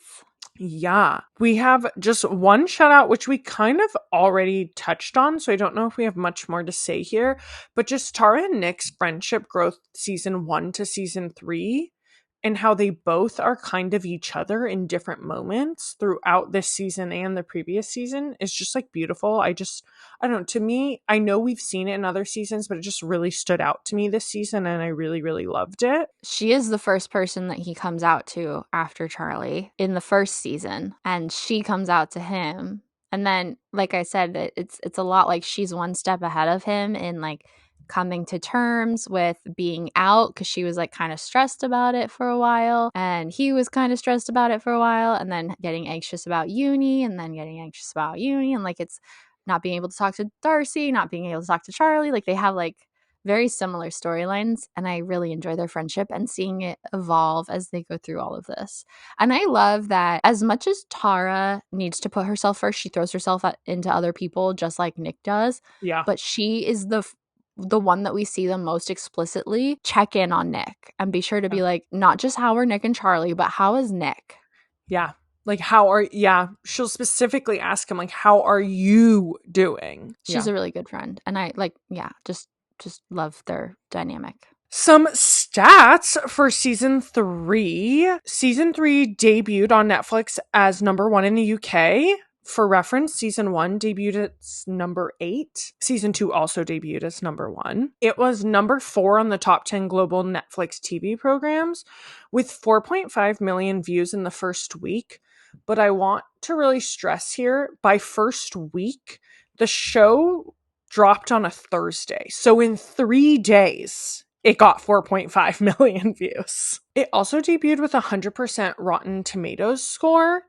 It is still 100% for critic reviews and 95% on audience. So like so well received as a season, as it should be. It's beautifully done. As are they all.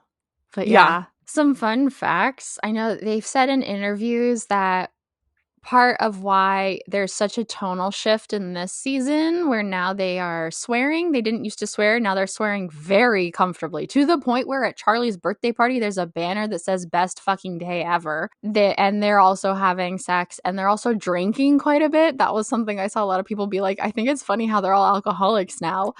Whereas in the past 2 seasons, we hardly saw any of that.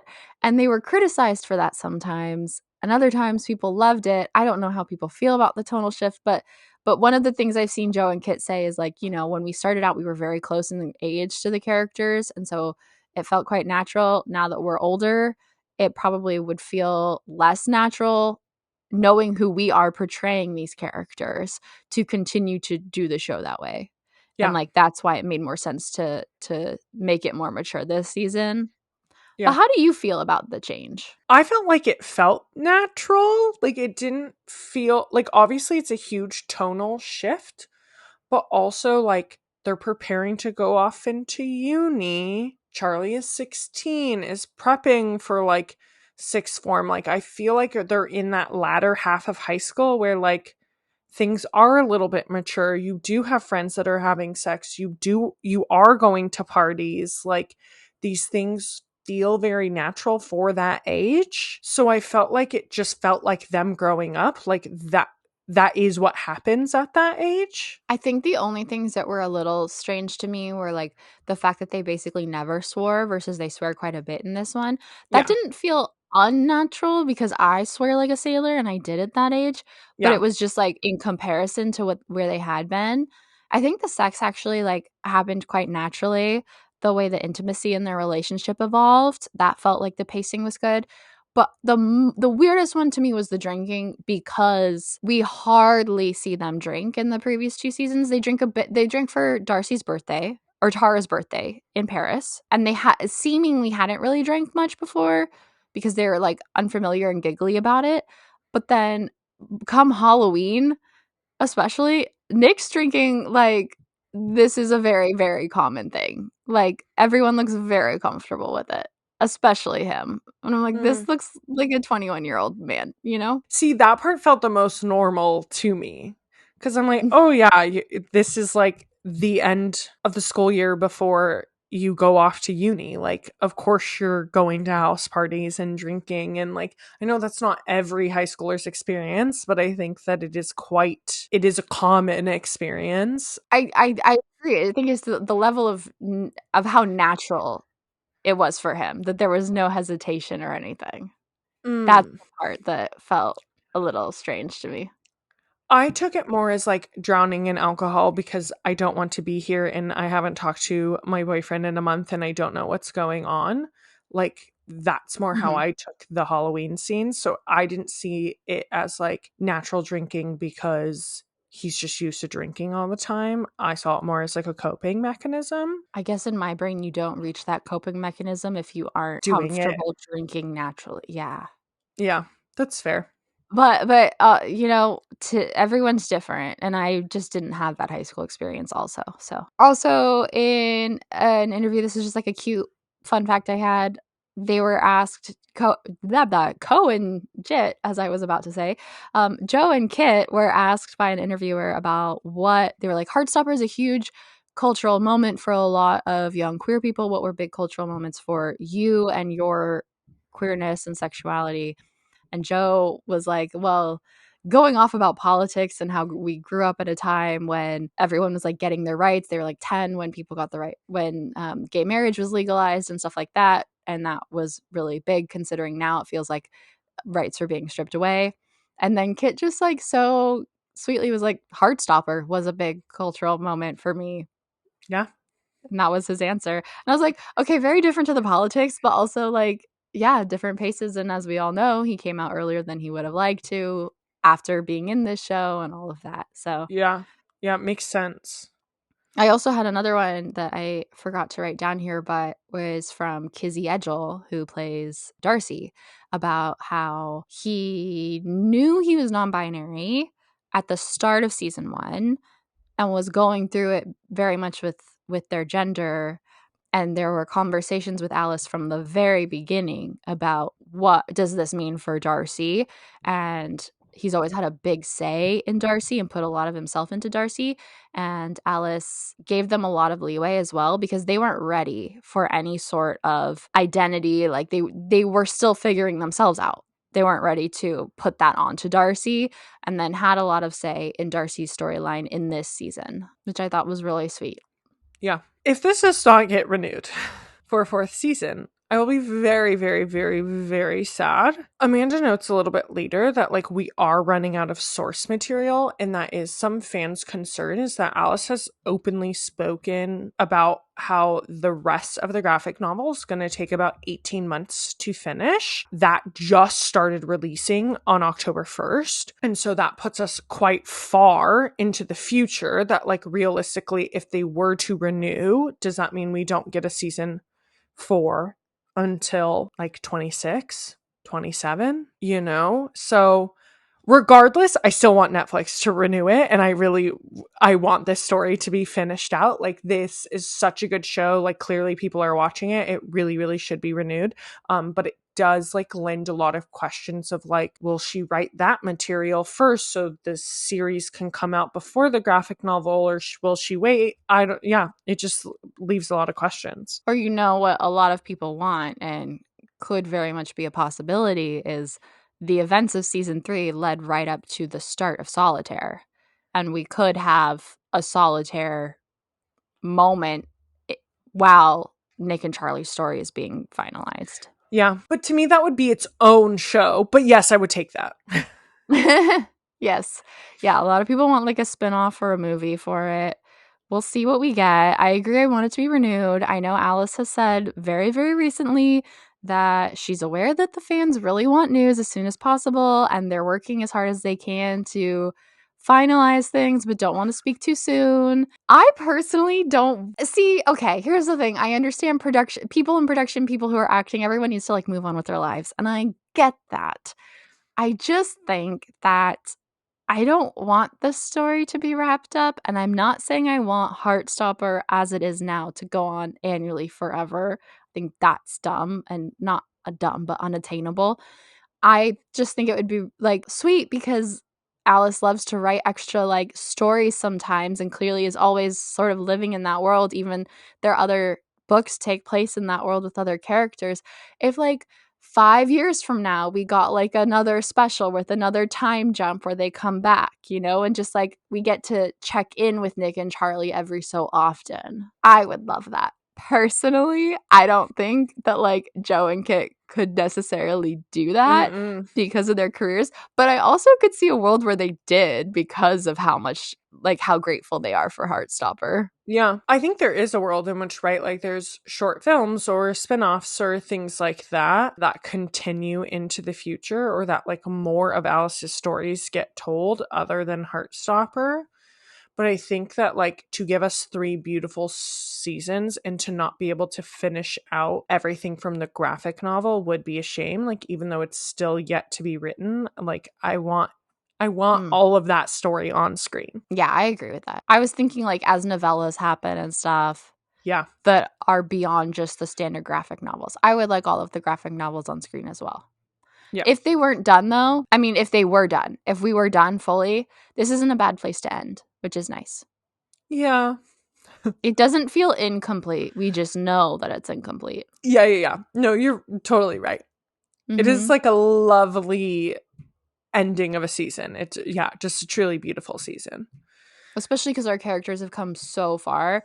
Like, the only thing that I would feel disappointed in at this point if we ended would be not knowing what Nick does. I'd be disappointed with not knowing what Nick does. I'd also be disappointed about what's going on with Sahar and Imogen. I could live without that. Like, I love them, but they're not main characters. Sure. I feel like Charlie's at a place where I could accept it.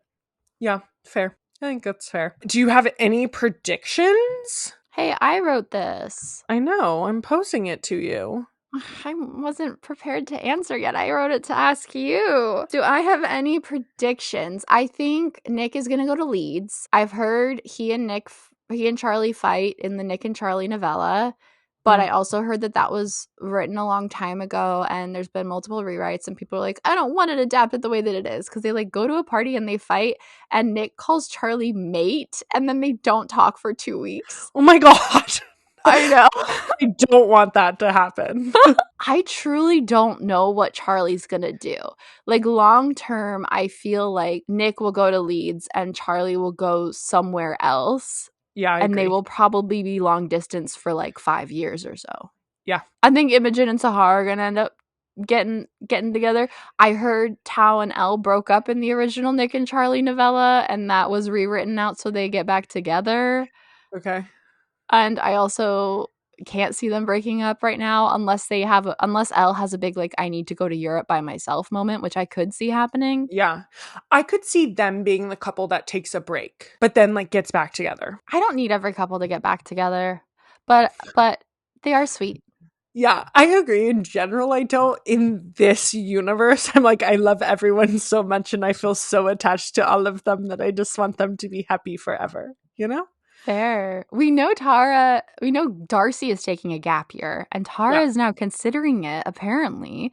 But what are your predictions for everyone, but especially them, because they're the ones I'm least certain about? So, based on where the graphic novel currently leaves off, which we don't see as much in this season, Tara is very much like dancing degree, dance school, pursuing dance professionally. And so I see a world in which that comes out, but we haven't had any conversations to get there. So I'm like, does Nick bring that out of her? Does Darcy bring that out of Tara? Like, how do we get Tara to a point where she pursues her creativity and pursues dancing long term, I feel like that is where she's going to end up. And we don't know based on the novel. We just hear her questioning it. That makes me wish even more that we got more dance scenes with her before this season. I know.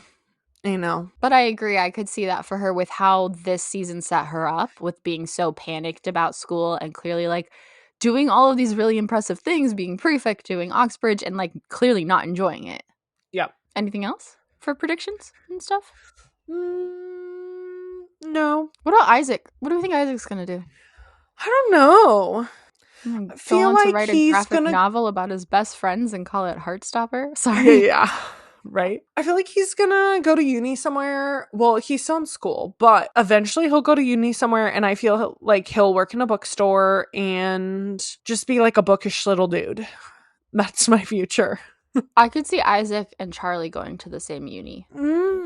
And Tao going somewhere else for film. Tao's clearly on the route of like film production. I could also see Tao potentially following Elle, because that feels like a kind of him thing, but she wouldn't want him to. No, I think she would break up with him to make sure he didn't. Yeah. We're getting so far now.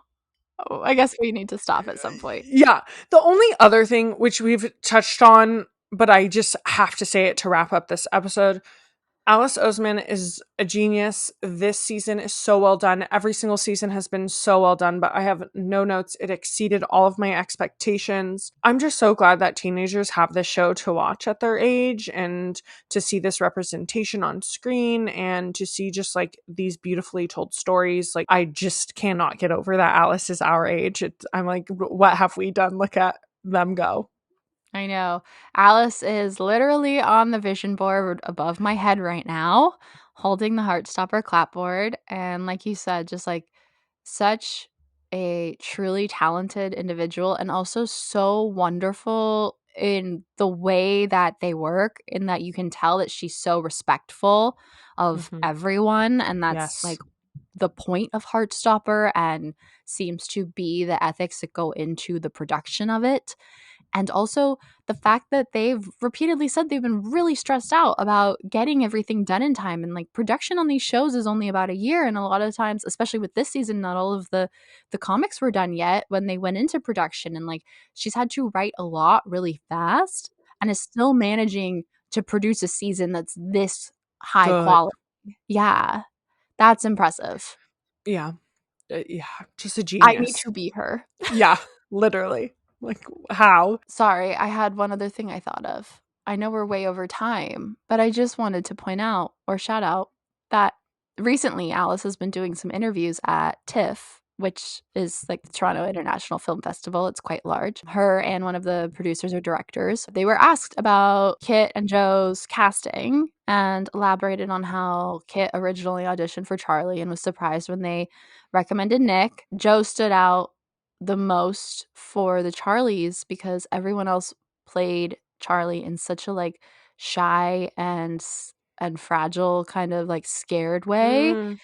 And I think also that would be the same for Nick. So like, he could so easily be a himbo, and like, reading the comics, you can't really tell, to me, but Alice always knew that Charlie has a quiet strength behind him, and that Joe has always portrayed him that way. And I think Kit also does a great job portraying Nick as not just being a silly, goofy, supportive boyfriend, but having a lot of layers to him and vulnerability to him. And I just think both of them give such nuanced portrayals that even if when you have incredible source material like Alice does, there's still so much of their craft that's going into that. Yeah. Just very grateful for everyone involved in the work that they do. Yeah. Yeah, the casting choices, like, were just perfect. Like, it's just, it's literally perfect. It's so well done. Truly. Okay. With that, up next is I don't know, because I didn't write it down and I don't remember, but I'm sure it's going to be something exciting. We have another music episode in the works. Maybe it's that. Oh, actually, up next, we are covering a very, very exciting favorite decom of both Amanda and I's. We will be covering Halloween Town, so look forward to that.